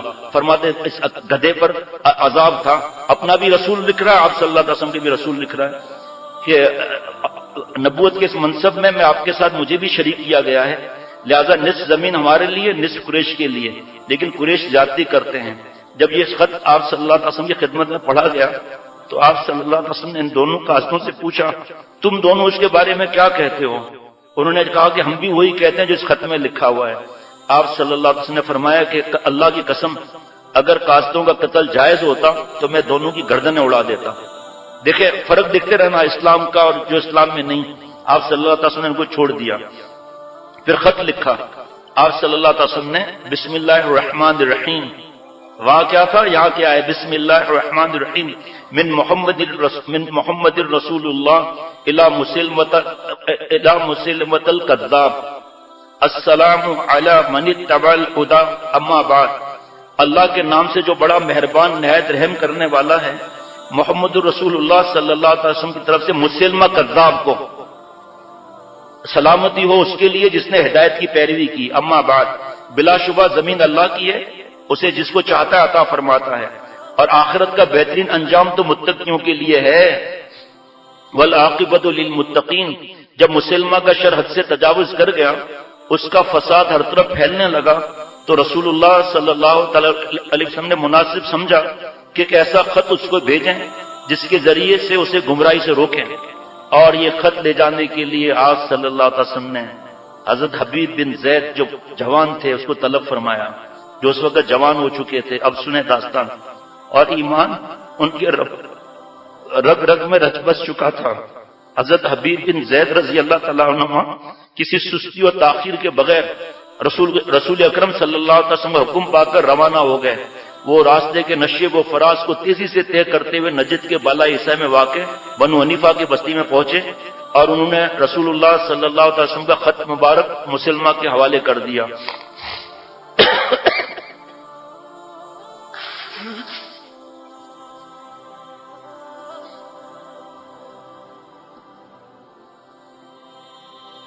اللہ ہم سب کے دل میں اتار دے، ایک گناہ بھی نہیں ہوگا. پھر جیسے مسلمان نے خط سنا اس کا سینہ نفرت اور کینے سے بھر گیا. دیکھو بھائی تصویر کھینچنا حرام ہے، ایسے مبارک جگہ مسجد اللہ کا گھر ہے، اور بھی نہیں کھینچنا چاہیے، حرام ہے. اب جب اس کے نقصانات سنو نا تو اب یہ جو سفر ہوا تھا مسجد کا، اس میں پھر اور باتیں بھی ہیں اس حوالے سے کہ کیا کیا لوگوں نے باتیں کی. اس کے منوس اور مکروہ چہرے پر شرارت اور غداری کے آثار نمایاں ہو گئے.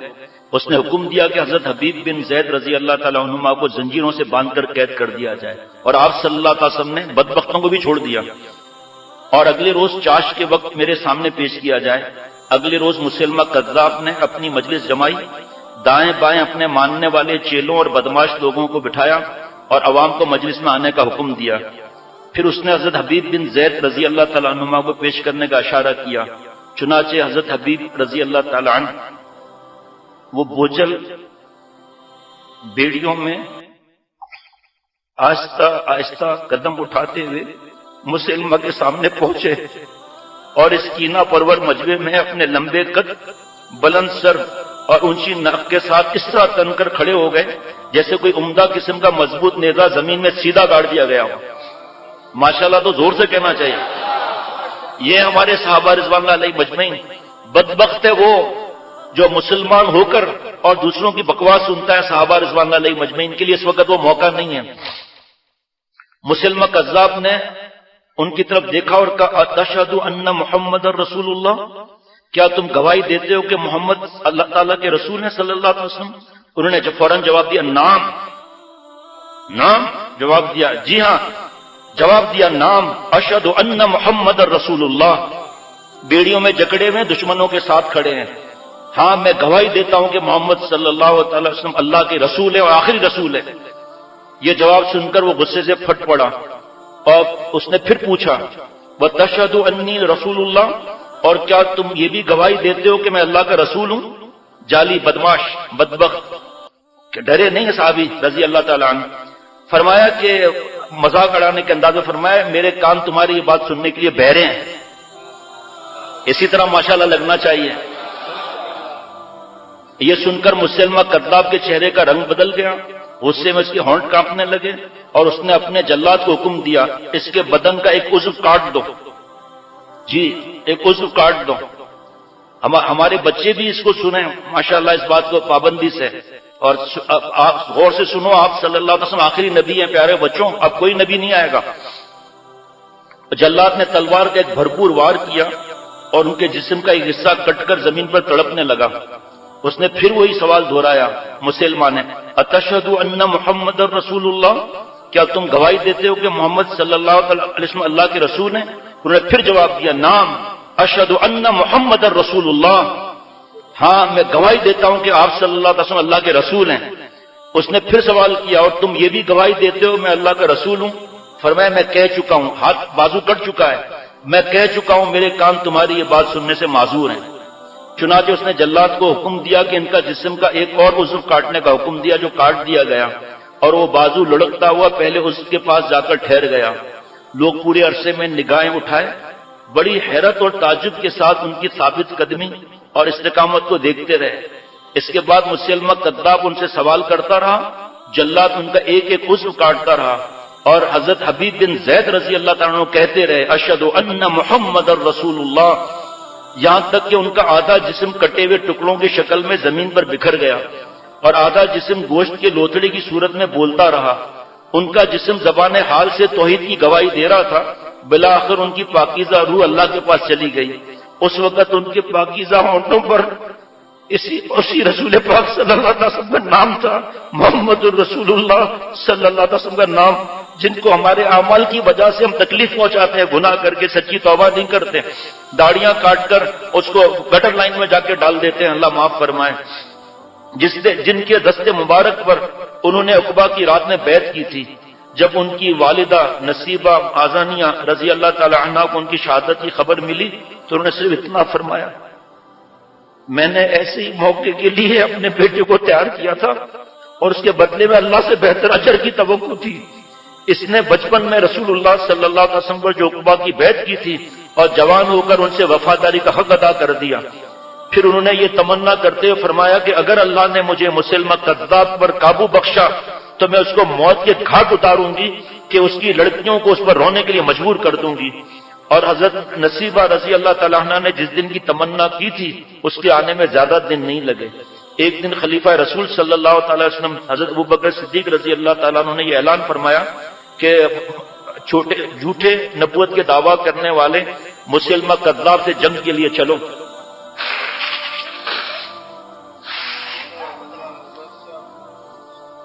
اور مسلمان تیزی سے قدم اٹھاتے ہوئے اس مقابلے کے لیے روانہ ہو گئے۔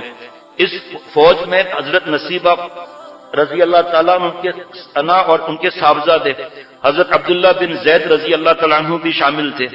جنگ کے دوران یہ دیکھا گیا کہ حضرت نصیبہ رضی اللہ تعالیٰ عنہ ایک بکھری ہوئی شیرنی کی طرح دشمنوں کو صفوں کو چیرتی ہوئی پکارتی پھر رہی تھی، کہاں ہے اللہ کا دشمن، بتاؤ مجھے کہاں ہے وہ اللہ کا دشمن۔ اور جب وہ مسلمہ کذاب کے پاس پہنچی تو دیکھا وہ زمین پر گرا ہوا ہے اور مسلمانوں کی پیاسی تلواریں اس کے خون سے سیراب ہو رہی ہیں۔ یہ دیکھ کر ان کا جی خوش ہو گیا، آنکھیں ٹھنڈی ہو گئیں، اور کیوں نہ ہوتی، کیا اللہ تعالیٰ نے ان کے نیک اور متقی فرزند حضرت حبیب بن زید رضی اللہ تعالیٰ عنہما کا انتقام ان کے ظالم اور بدبخت قاتل سے نہیں لیا؟ کیوں نہیں، یقیناً اللہ تعالیٰ نے ان کا انتقام لیا۔ اور وہ دونوں فریق، ذرا غور سننا، مسلمہ کذاب اور حضرت حبیب رضی اللہ تعالیٰ عنہ، اور وہ دونوں فریق اپنے رب کی طرف گئے، لیکن ایک فریق جنت میں، دوسرا جہنم میں۔ اللہ تعالیٰ اپنی رحمت سے مجھے اور ہم سب کو اللہ والا بنا دے، اپنا اللہ قرب عطا فرمائے، سنتوں کی اتباع نصیب فرمائے، اپنی اصلاح کی فکر عطا فرمائے۔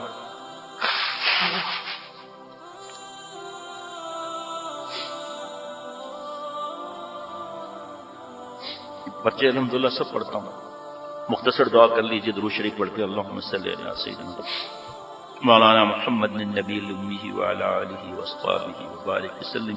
یا اللہ تعالیٰ مجھے ہم سب کو معاف فرما دیجیے، اے رب کریم جتنا بڑا آپ کا نام ہے اتنی بڑی مہربانی فرما دیجیے، ہم سب کو با وفا، با خدا، با حیا بنا دیں۔